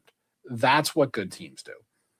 I have not seen the Flyers do that yet because I haven't seen the Flyers at their worst yet. If I see them at their worst, if I see them hit that 5-game slide and they keep it to 5 games or 4 games or 6 games, whatever. I'm not like married to the number 5, but if I see that happen and they keep it reasonable and then they turn around and they dominate for a stretch to make it all up like good teams do, I'm in. Totally in. Clearly I was wrong. Clearly this is a genuinely good team. But, we were in a great position until like February of last year where we decided to put on a clinic and lose like the last 15 of our last 20 games. Yeah, we did kind of fumble the bag last year. We've seen this movie before to a certain extent. They lost that scoring touch last year, which I don't think they're going to do this year because they have like a Zegras, they have Michkov this year. Meanwhile, Michkov's getting PDO'd into oblivion. I just double-checked. Tampa has not lost 5 games in a row this year. They lost a lot. It was it 4 or something? 4, yeah. Okay, yeah. Like I said, 5. It could be 4. Fair. I'm just yeah. It could be 4, okay? It could be something like that. But it's going to happen. I'm trying to find that schedule tweet that I tweeted out. Because I was like, what do you think they're going to end with? January is going to be telling us. No, that's actually a really good segue into what I wanted to say because, yeah, I agree with you because I was going to come on this podcast and say this is probably the biggest month of the season for them because why can't I find this fucking tweet? Who they have this like coming up in this month. Here we go. Thank God. So they have. I didn't think they were going to win against Edmonton. That was a crazy good game.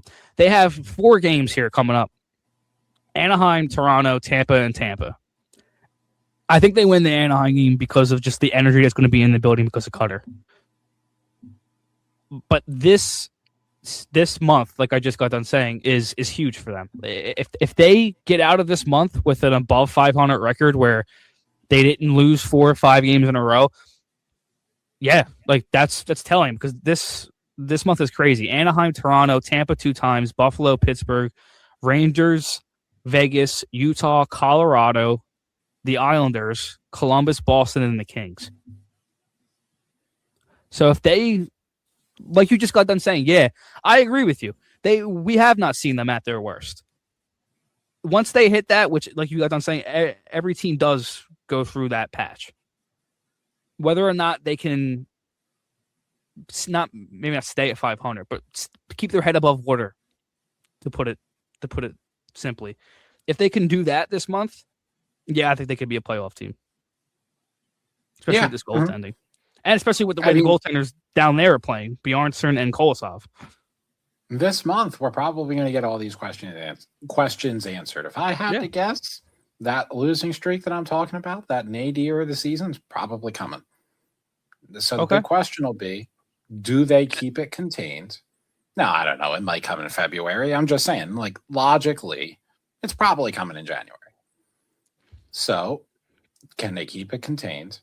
And then after it's over, can they come back out and be the best of themselves and make up all the ground that they lost by losing their 4 winless and 5? You know what they'll do? They'll be like, they have lost 7 straight games, but they got overtime points in 5 of them. Oh, my God. Stop. That conversation is really starting to piss me off, too. They will be 0-2-5, and I'll tweet out, yeah, so the Flyers have lost 7 straight games, and some guy will come in, there you are again with your stupid hockey takes. Actually, they have 5 points in their last 7 games. Oh, man. It's like that shit does not matter when March and April rolls around, dude. You got to start winning in regulation, which is why I just got done saying they're 3rd in regulation wins since we last talked. So if that continues, Yeah, I mean, like, we're not here to be like negative Nancy's. You know what I mean? I think a lot of people think we are. I mean, I just call shit for what it is. Like, we're pretty objective people. Yeah. Like, okay. I like to think I am.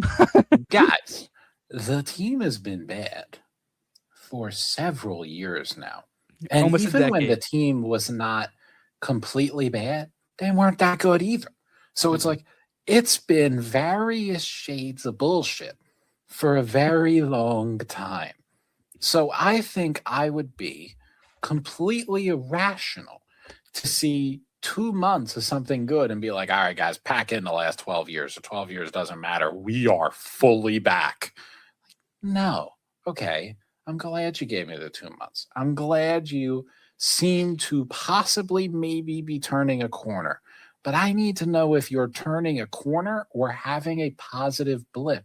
Those are two different things, and you have not earned the benefit of the doubt as far as me assuming it's turning the corner. Yeah. No, 100%. And you can't blame, and I personally don't blame the people who were like kind of taking it and running with it, because I mean, you haven't seen winning hockey here in how long?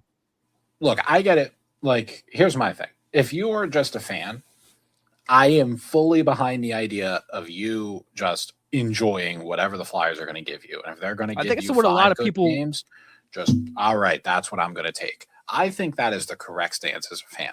What I think people need to understand is, like, in both of our cases, really, we are coming on here on like 1.5 hour long pods trying to analyze where we are at as a franchise. So we have to take a more objective and, yes, at times more skeptical perspective on things, or otherwise we're doing a disservice to everybody. Like, I feel as if I would be doing everybody a massive disservice if I just pretended that I didn't actually believe all the things I believe and I'm just going to enjoy the hockey. If I were just, chilling at my couch, not talking about hockey at all, then yeah, I probably would just enjoy it. I wouldn't get all obsessive over the various analytical details. But since I'm here, I'm going to look at it that way. Yeah. And me looking at it that way is not me telling you to stop having fun. Me looking at it that way is me trying to tell you the difference where we are versus are we turning the corner or are we experiencing a positive blip? It's me trying to answer that question, fully understanding that the passage of time has not yet occurred, so I can't fully answer that question, but we're making projections. We're talking about where we are. That's what I think people need to understand. Like, me sitting here being analytical is not me saying you can't just have fun with it. You can. You absolutely can. Well, you can also come in and hit me with the 8,000 mentions about whatever the hell you're hitting me with. You're probably muted if you're one of those people, but you can also do that. I'm just saying that if you really want to know, I am not trying to rain on your parade. No. We are just looking at it from two different lenses because we are doing two different things. That's all. And that's totally fine. You don't have to change what you're doing. I don't have to change what I'm doing. No. I mean, I like what you do. I will say this, though. I think a lot of people who argue with you about like this, like who you go back and forth with sometimes, I think it's a little bit different because I don't think you have the same connection with the team that a lot of those people do. And I mean that in like the nicest, like a lot of these people who have been diehards for fucking like 10, 15 years, right? Like, didn't you just get back into hockey a couple years ago? Like, you don't have that same, like. Yes, I am relatively detached because it was like. I've been following this team every game since I was 8 years old. So like our connections with the team are going to be a little bit different. I'm able to like kind of separate that side of me and be objective, but I will say some people are not able to do that. And it goes into what you just got done saying. Some people just like see winning and they're winning hockey games. I don't give a fuck how they're doing it. That's just how they think. And it's different because like you don't have that same connection they have. You know what I mean? Yeah, like, exactly. Exactly. You started watching hockey. You're like, okay, I'm coming in here. Like, you already have like an analytical mind. So you come in here thinking it like third person. Like, you're a smart kid. Yeah. Smarter than me. to clarify, like I got into hockey at first and then stuck around for years and years. Like I think I got into like 2006 because I remember like Peter Forsberg was my original, like, oh my Hell God, yeah. this is ridiculous. Like Peter Forsberg got me so into good. hockey. And, me too, dude. That was my guy. You know, I stuck around through, like, I want to say every game, psychotically following every single game till probably about 2015 or 2016. I don't even remember why I fell off, honestly. But I did. People left. And it's not like I didn't watch a hockey game at all in those times, but I just like I'd tune into every few Flyers games. Like I'd catch maybe 10 a season if I was really watching a lot that season. And then 2021, I got back into it. And then once I got back into it, I was a lot more analytical then, obviously, because when I was watching Peter Forsberg, I was a freaking kid. So when I got back into hockey in 2021, I was what I am now, more or less, as a person. So I was like, not only am I going to get back into hockey, I'm going to figure out how to analyze hockey from every single perspective possible. And I'm going to obsessively do that. And then I did. And now I don't have to dedicate the same quite amount of time and obsession. Now I kind of have most of it memory logged, but that is exactly what I did. And you're right. It definitely put me in a position to where it's a lot easier to take like a bird's eye view on it because I haven't been in the emotional turmoil of like probably the worst of the worst. Like I know academically that the worst of the worst has happened, but you know, other people are legitimately like, no. You know it happened. I felt it for 10 years. I was like, yeah, okay, you know what? I'm not gonna argue with you. 15 fucking years of pain, Derek. Exactly. So that's completely correct. It's a lot easier for me to just be like, well, this is what's going on, and that's that. And you would follow Michkov to Buffalo. Oh, yeah. Yeah, I'm going, bro. If he's traded to Buffalo, I've been traded too. It would be like, it's so bad. It'll be like, when the trade hits, the Buffalo account will say, suitable Buffalo. No. The Buffalo Sabres team account, I promise you this will happen, will say, we have acquired Matvei Michkov and at suitable aliens. That's terrible, bro. Don't come back. We don't want you.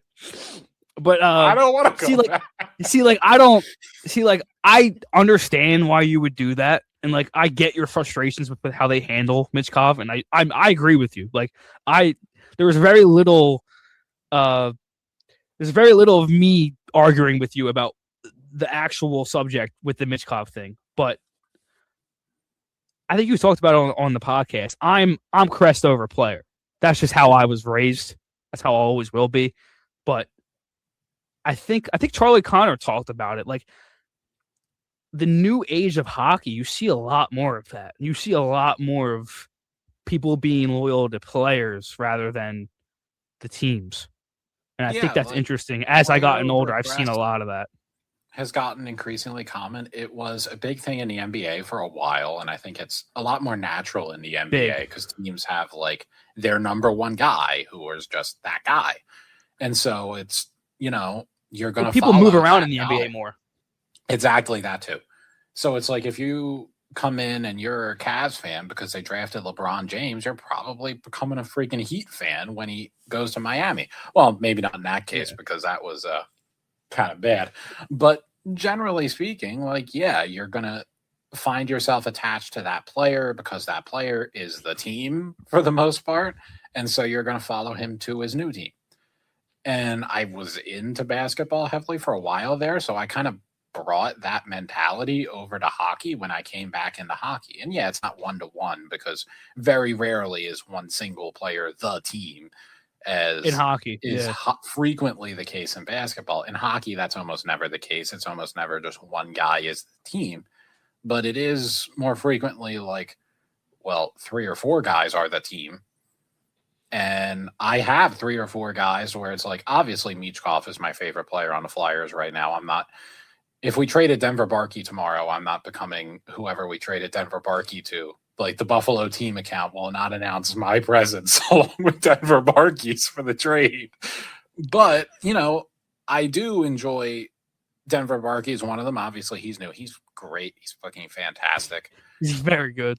He's so good. But to make the point, obviously there are like 3 or 4 or 5 guys I like really enjoy watching on the team. And then frankly, outside of those 3, 4, 5 guys, whatever it is, I really don't give a fuck about the rest of them. Just not at all. And that doesn't mean I won't talk about them. I won't have observations about them. I will. But like I have absolutely zero emotional attachment to Travis Sanheim. None. Me either. Me either, And dude. And that's something I've been consistent with for years. He's a good player. He's a fine defenseman. I think we overrate the fuck out of him. But maybe I don't know. And it's whatever. He's been good this year. Travis Konechny. A lot of people have an emotional attachment to Travis Konechny, and I am not degrading that. I'm just saying, me personally, my favorite thing about Travis Konechny is the running bits I have about Travis Konechny. That is the extent of my emotional attachment to Travis Konechny, is that I have funny gimmicks for him. I like TK. He's all right. He's a good player. I still He's would trade ass. him. No, I'm kidding. No, yeah. Real quick. I have the tweet that I was talking about when we were in the middle of talking about the power play stuff, but this was something that I wanted to throw in there real quick. It was JC. He has Christopher Maltasanti as his profile picture. Jay on Twitter. This was April 29th, 2025. So this was right before the offseason began. Briere in his presser said that he's looking for a coach to bring more out of the offense. Here's what Socket teams have ranked in goals for. And it was 2008 through 2024. And 24, 23rd, 30th, 29th, 23rd, 23rd, 13th, 6th, and 23rd. And apparently, no, not that. But it's crazy to look at, considering what are we all for goals for right now? Let me look it up. What would you guess? I think we are 10th. 21st. Oh, wow. Oh, you know what? I think it's recently we've been on a nice goal kick for the most part. But let me look. No, December 6th. Probably. The season long were, what did I just say? 21st. Yeah, 21st. Since December 1st, we are 16th in goals for. So I was still wrong, but I was correct that we've been better lately. Yeah, we've been. I mean, they've been better lately since our last podcast. I mean, they haven't been. They've been pretty like that. I can't get over how good they looked against Edmonton. Like that was fun. That might have been the peak of their season. Not talking about nadirs. Like that might be the apex. Okay, if that's as good as it gets, totally understand, boys. You won't hear any shit from me for that. Okay, that's a pretty high ceiling. Okay, I respect that ceiling. I mean, other than Konechny and Zegras, like they that better not be the apex of their season moving forward. Real quick, we got to talk about Denver. We do.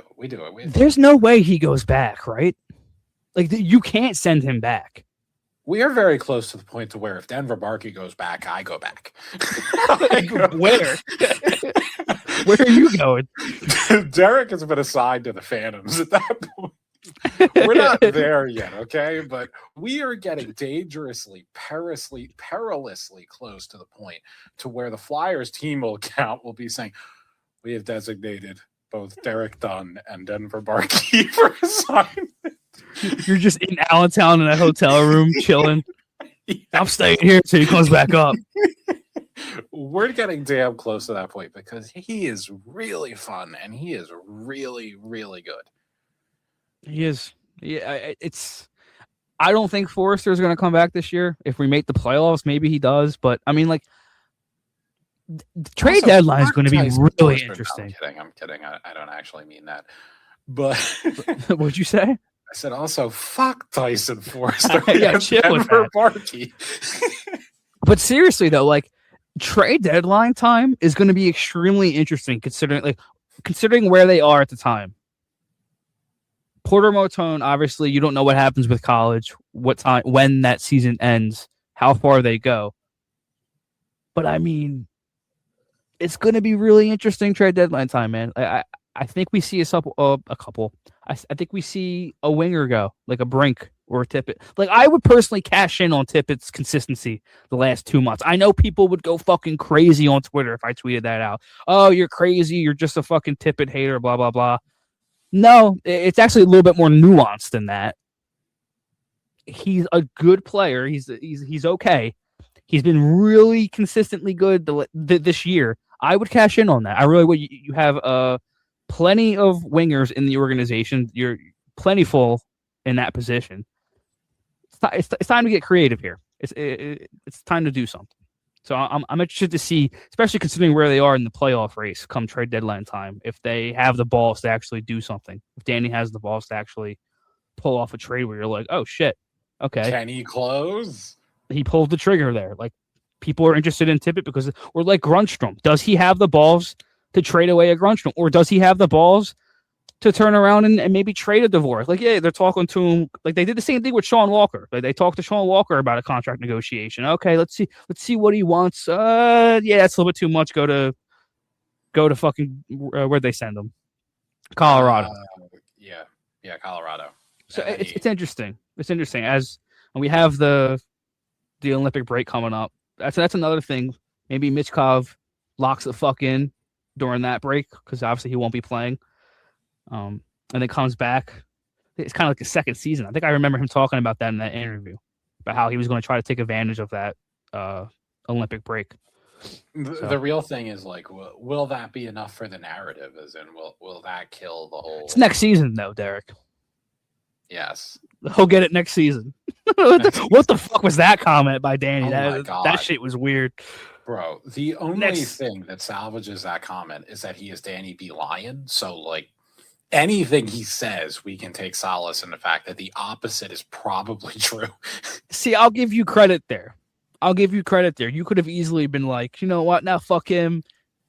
Like, fuck Danny. Like, you could have taken what he said at face value, but you stay consistent. You stay consistent with your joke. Danny be lying.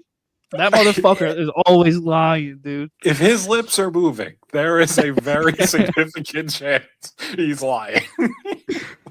Crazy, dude. That really was a fucking crazy comment. Do I have any more questions? I don't think so. How can Michkov earn more minutes? Yeah, we can have a big summer. What? What? How does that help us? That's actually such a crazy response to that question. I cannot believe that actually was something that they said, and people defended it too. It's so stupid. Yeah, that's what we need. What? We do have Hoodie Zegras. Shout out, my man's 46. Is it more important that they improve the backup goalie position or the power play? That's actually a really good question. The power play. Yeah, it's definitely the power play. Now, that doesn't mean they don't have to improve the backup goalie position, because Samuel Swiss is ass. Well, the goalie situation's easy to fix. Yeah, you have two guys. You got two guys down there that could probably fill a backup role. Probably Kolosov more than Bjarnason.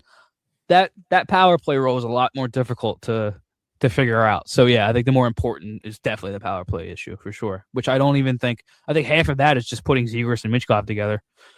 And the other half is, I think the Flyers have this very outdated sense of what a power play actually is. And I think this is an organizational thing, as in, like, the entire org believes this. They are still looking at the power play like it's 1990, and they are looking for the 100-mile-per-hour slap shot from the point that's just going to Evan Bouchard bomb their way to success. Well, they don't even have a guy that can do that. They don't have a guy that can do that, and they are really, really reluctant to accept it. As in, like, there are many good power plays, elite power plays, that are just entirely run by the forward. Like Nikita Kucherov. He could have Darren. He could have Victor Hedman there. He could have Mikhail Sergachev there. He could have Darren Radish there. It doesn't matter. If you got Nikita Kucherov on that power play, people are getting cooked. It's that simple. And, because that's who they run the power play through. Like, every puck touch is going to Kucherov. You don't go up to the point in Tampa Bay. You go to the half wall. And the Flyers had that for like 2 weeks with Zegras. And last year they had that for like 2 weeks with Michkov, where they were kind of feeling it. Like, yeah, we're going to run this through that guy on the half wall. And As you should. Running a power play through your skilled players, Derek. That's a crazy concept, dude. Continue. Wow. So they accepted that because they were scoring goals and the pucks were going in. It was like, yes, okay, great. And then they hit a rough patch because, that happens. Like, sometimes the power play doesn't score. It'll go like 4 times in a row where they don't score. And then the Flyers will instantly be like, oh, gotta switch it up. Yeah. Or gotta switch the point. JB Drysdale, you need to start firing away, you little bitch. wait. So you're telling me that the alumni Flyers Avengers, who all sit in a room apparently and go over the power play, fucking Leclaire, Sharp, Briere, Jonesy, all these guys, these collective geniuses, haven't figured out the power play yet? It's probably a fucking personnel issue then, boys. If nobody in the organization who have played hockey for fucking decades, who have been elite players in the league, who have been elite power play producers in the league, cannot figure out why a power play with Travis Konechny, Matvei Michkov, and Trevor Zegras cannot score goals, it might be a fucking personnel issue. It might be a philosophy issue. Something's got to change, though. Like, it's incredible. Like, I'm not comparing the Edmonton power play to ours. Obviously, I would be stupid to do that. But it made me chuckle last night as I was watching the broadcast. Edmonton's power play came out, and they stay out almost the entire time. And then the second unit came on, and Jim Jackson was like, oh, like, hi, second unit. You never see these guys because they abuse their fears at first unit, because that's what you do when you have a really good top power play. You put all of your really good players on there and try to go score a power play goal. And obviously, yeah, I'm not saying we have a Leon Draisaitl or a Connor McDavid, but the fact that they don't try to stack the power play and like they try to split the units up and it fluctuate it's absolutely asinine in my opinion, and it's insane how it's not the number one thing that we're all talking about. We do not have the depth of players required to run 10 unique dudes on the power play, okay? I know everybody's like, oh, we can't stack up the power play because we don't have McDavid or Draisaitl. You're right, we don't. You know what we really don't have? 10 Avengers. That's what we definitely don't have. If we don't have 2, then we don't have fucking 10. Wait, it's funny because, like, wait, like, what is it, January? Wait like 2.5 months and we might. Like if Porter comes and Forrester comes back and they call up Alex Bump, then like, yeah, maybe. But like, let's focus on one now. Like, can we please focus on one power play? Like, can right figure this very second. Here are the players that I actively desire on the power play. And I mean, like, they have to be on the power play. Michkov, Zegras, Konechny. That's it. That's the list. Everybody else is flexible, okay? Wait, when he's healthy, Forrester. When he's healthy, Forrester, yeah. Yeah, when he's healthy. But he's so not. When Forrester's back, there will be 4. And then the other spot I don't care about at all.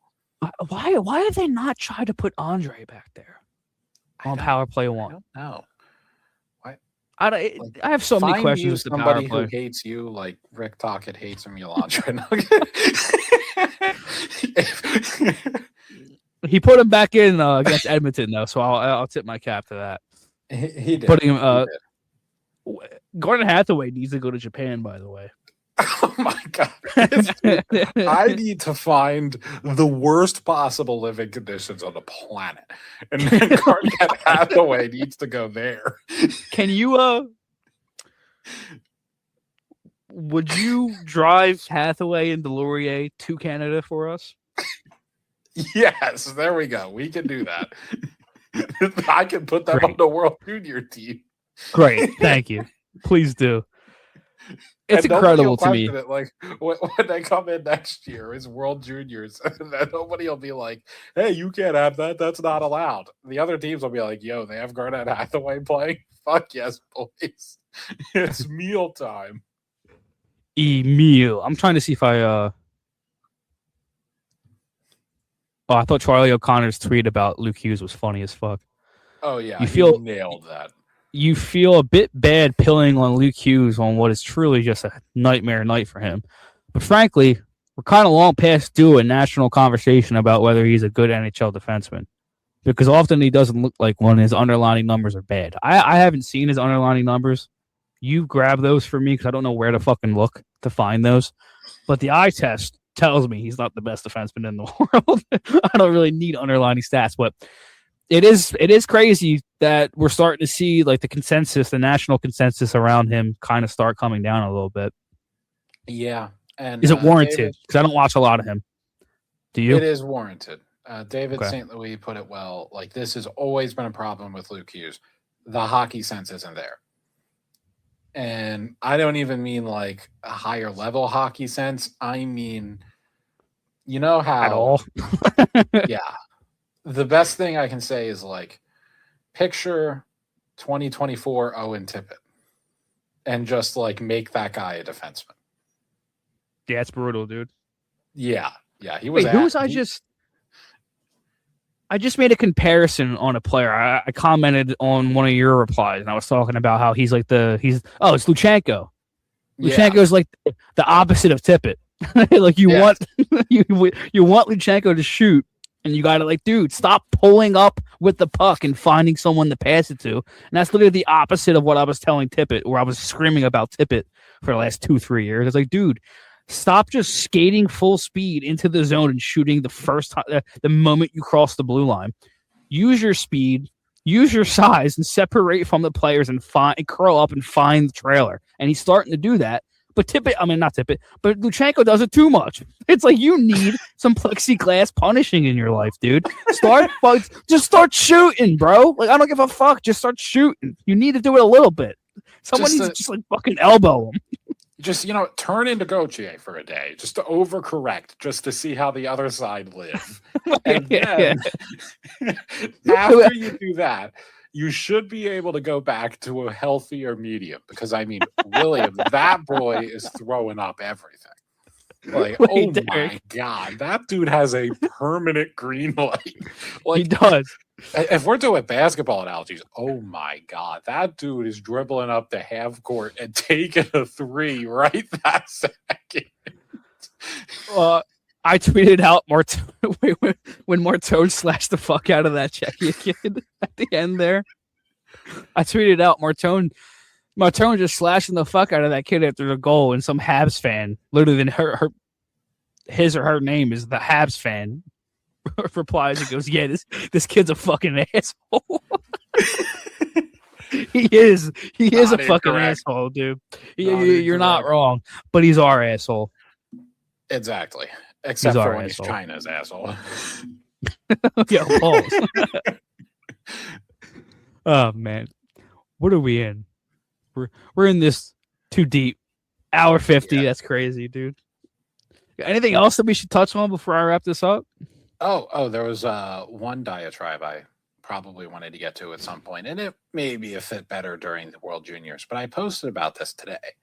Mm-hmm. The whole swing, the pivot point of the rebuild will be a disagreement that the Flyers and I seem to have regarding the center position.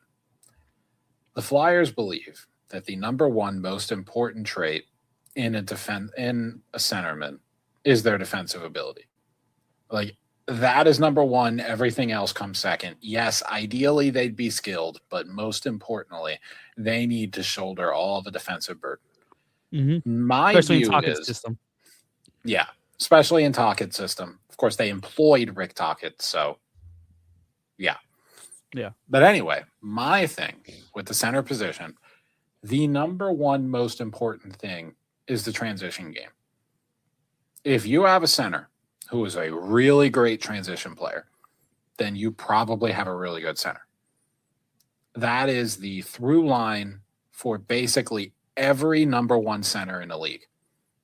I mean, we could go through this. Robert Thomas, Dylan Larkin, Connor McDavid, Nathan McKinnon, Leon Draisaitl, Jack Hughes, Rube Hintz. Like, I've named various shades of 1Cs from guys who barely make the cut to guys who are like generational talents. And that is the through line for all of them. They are elite transition players. Now, there's a couple exceptions here or there.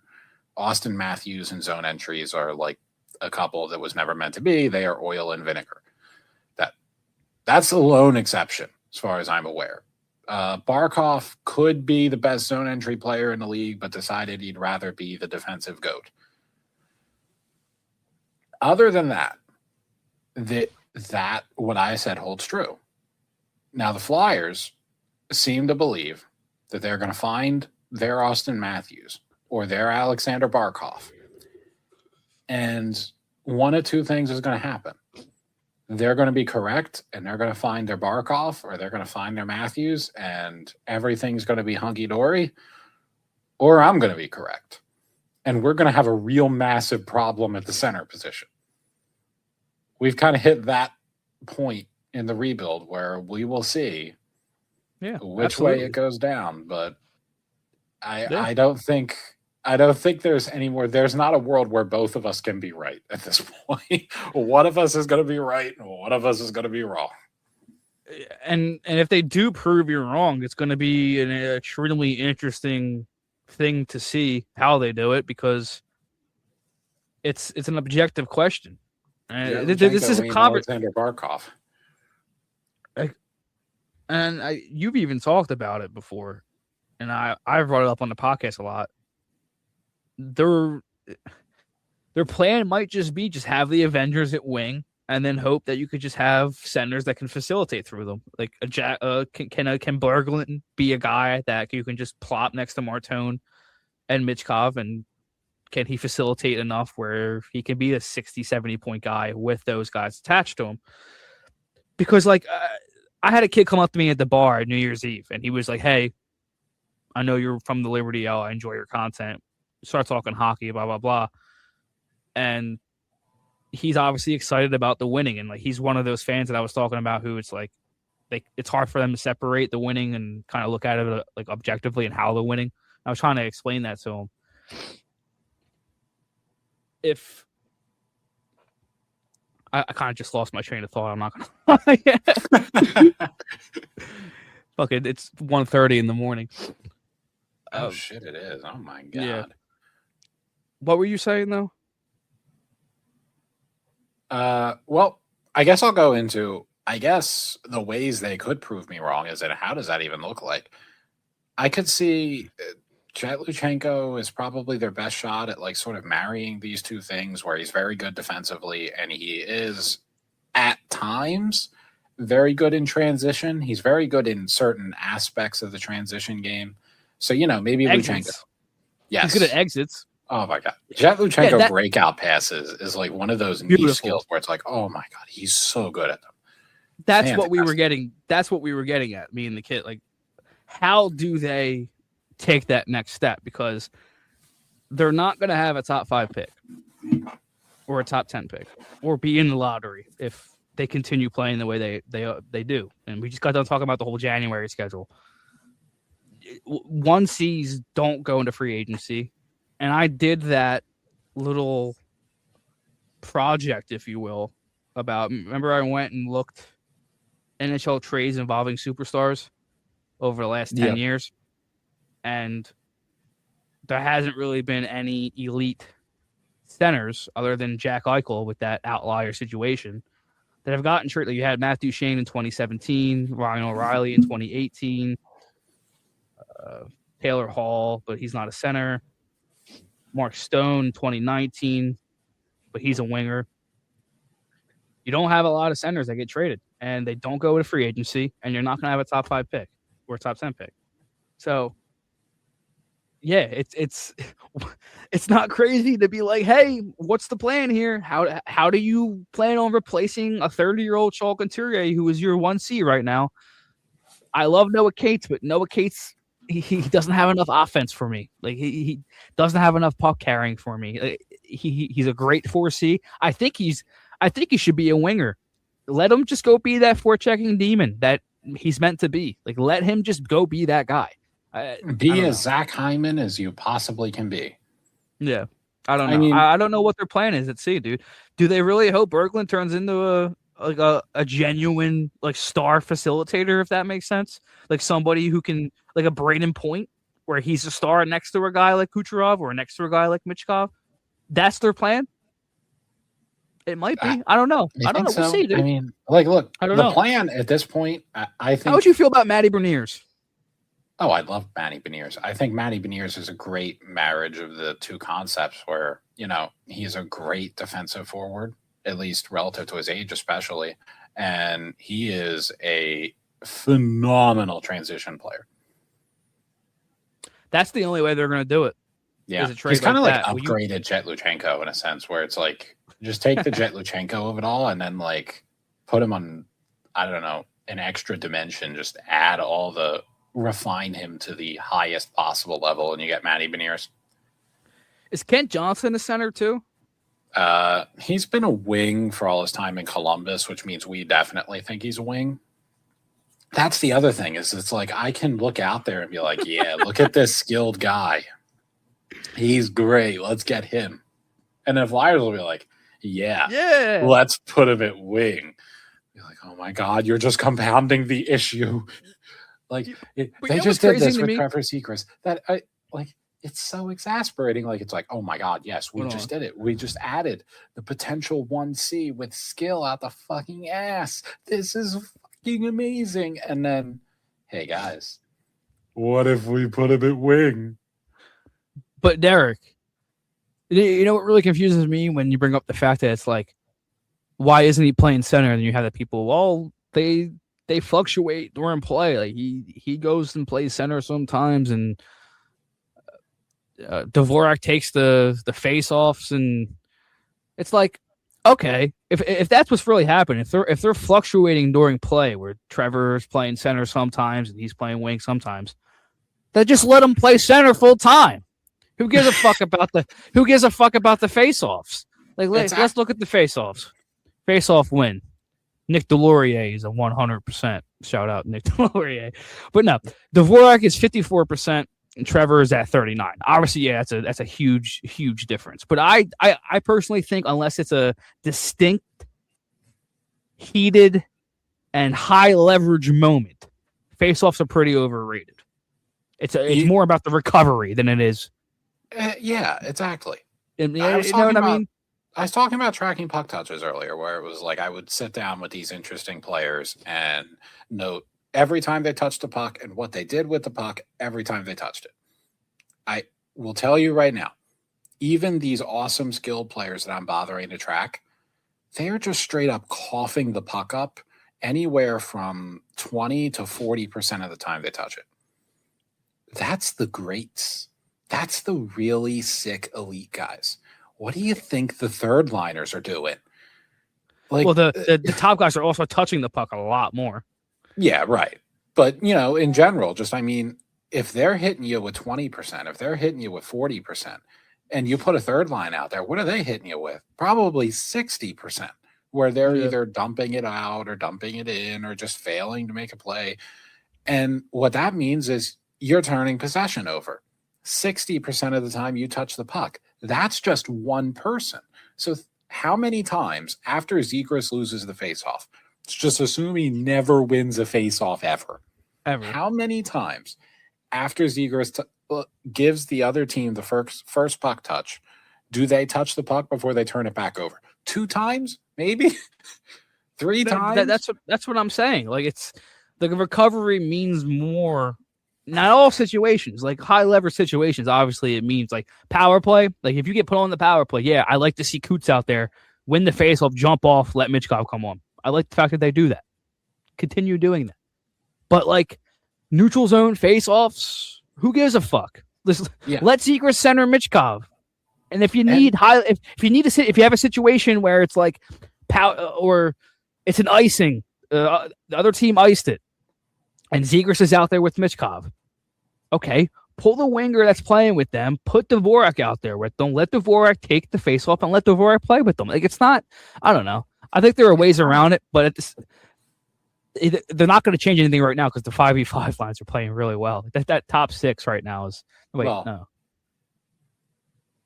The middle 6, at least in Edmonton, played really well. Vein, like, we have the numbers of Zegras with Michkov this year. The expected numbers of Zegras with Michkov this year are fucking bonkers. And this is important because when are Zegras and Michkov playing together most of the time? Dude, I don't even need the fucking advanced analytics. Like, every time they get put out there after like a goal or after something, like when Rick throws them out there, I don't even, like, they mesh together so fucking well. They know where each other are going to be almost at all times. It's sickening to me how they're not together. And that's what I'm saying. Like, it all goes back to the power play, bro. It all circles back to the power play and how the fact that they're not putting them together there. I get the 5v5 stuff. You got a couple of lines that are playing well, whatever. You want to play Michkov in this role, whatever. Why the fuck are they not on the power play? It all comes back to that. Just to put some numbers to what we were all seeing with how ridiculous they are, these numbers don't even make sense. I have them in my head because of how little they make sense. What's the sample size? It's like a few hundred minutes. It's like 200 minutes or something, or maybe 150. It's a somewhat stable sample size. That's a lot. Yeah, it's probably more like 100, 150. I'm exaggerating it a little bit, but it's a relatively stable sample. How the fuck do they have 100+ minutes together? What the fuck? When was that? When did that happen? They played a couple of games together, as in there was a few stretches there where we had Zegras and Michkov on the same line. And then we really went hard after every single penalty kill. It was Zegras and Michkov, like, religiously. So if we took 5 penalties a game, that was 5 shifts of Zegras and Michkov. And so you would end up, I don't know. Rick Tockett's the Antichrist. It's the only explanation I have. It's because of but you. Anyway, he's doing it despite you. He probably is doing it despite me. But anyway, these numbers. Yeah, 3.7 expected goals per hour for the Flyers. They are surrendering 1.6 expected goals against per hour. So, in other words, finishing neutral, Zegras and Michkov are outscoring teams 4-1 every hour. Yeah, and like people were probably going to reply and be like, "Well, who's going to play defense?" It's like nobody. The other team is going to play defense. Yes, exactly. You don't have to play defense when you're in the offensive zone. Exactly. When you have the puck and you're hooking everybody, that's who's going to play defense. The other team. And of course, there are going to be times where they have a bad shift, but you got to just push through those times, man. You just got to, like, Michkov taketh, Michkov giveth. Michkov giveth, Michkov taketh. Like, it goes back and forth. The Edmonton game, perfect example. Michkov take retarded penalty. Michkov put.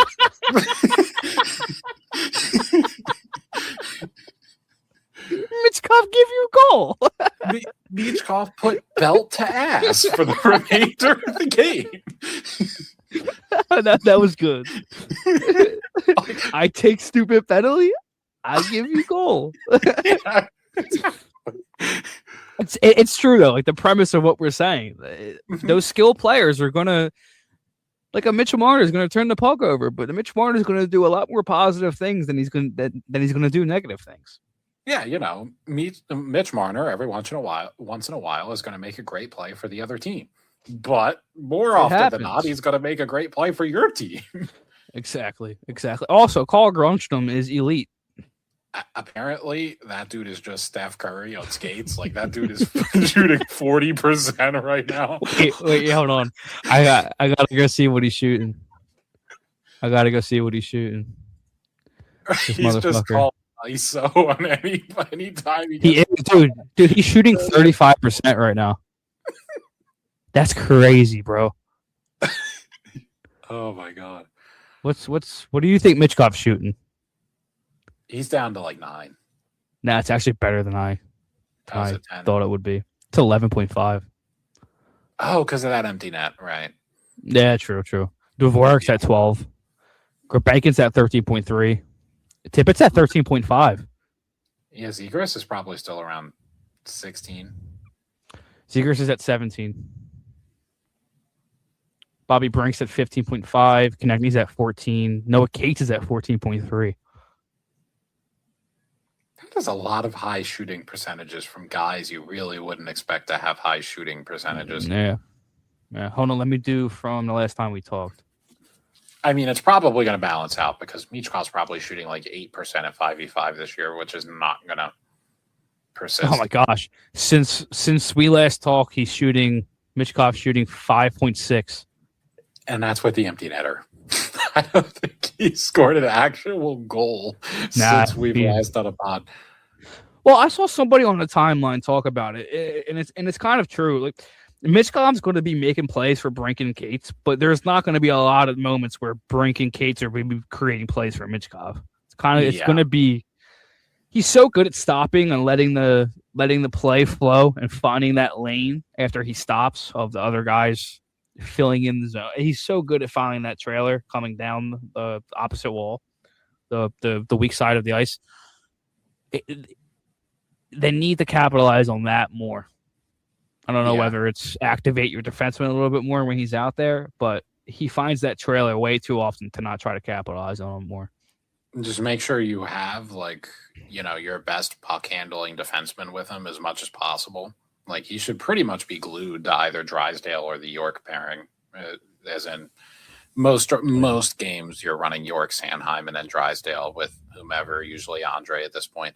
He should probably be glued to one of those two pairs because absolutely having Sealer or Ristolainen out there, and no offense to either of these guys, in this particular scenario is counterproductive. Definitely. And I don't know. Good. Like, ideally, his whole game is kind of built, Michkov, that is, it's almost predicated on the idea that he's going to make this crazy play, but then he's going to work his way to get open and somebody else is going to make a play to him. It would be nice if we had, I'm not going to say we need 4 people doing that, but if you could just give me like 2 or 3 on the ice with him at any given time between your defense pair and his line mates, I think that would be good. I think so too. Just maybe. Just potentially could be good. So, like, all of his shots, actually, this is a pretty funny bit of micro stats. And Corey's barely tracked Flyers games. I think he's got like 6 or 7 in. So it's early sample. But it's so bad that Michkov has received in the 7 games he's tracked 0 high danger passes. Yeah, I see that just by watching. They don't create for him. It's Michkov is the primary creator on that line. That's what I'm saying with Cates. Like, Cates does not do enough for me. He doesn't carry pucks enough. He doesn't create plays enough. Does he forecheck like a demon? Absolutely. And break pucks up for people? Yeah. But other than that, he's not doing much. Unless you're putting the puck on his tape directly in front of the net so he can just kind of like shoot it in, he ain't doing much. Offensively, that is. Other than that, I mean. Exactly. It's still better than Couturier, who had, I swear to God, he had a passing embargo on Michkov. He just wouldn't even pass to him. He'd just be like, nah, you little bitch, you sit in the corner right there. We're going to go cook. It's like, I'm not even saying that's a personal thing. I'm just saying I watched those games, and Couturier would be looking off Michkov for the most ridiculous alternatives. And there was a reason he wasn't getting any assists. And it was like, his line is scoring these goals, and he has absolutely nothing to do with it because he ain't touching the puck.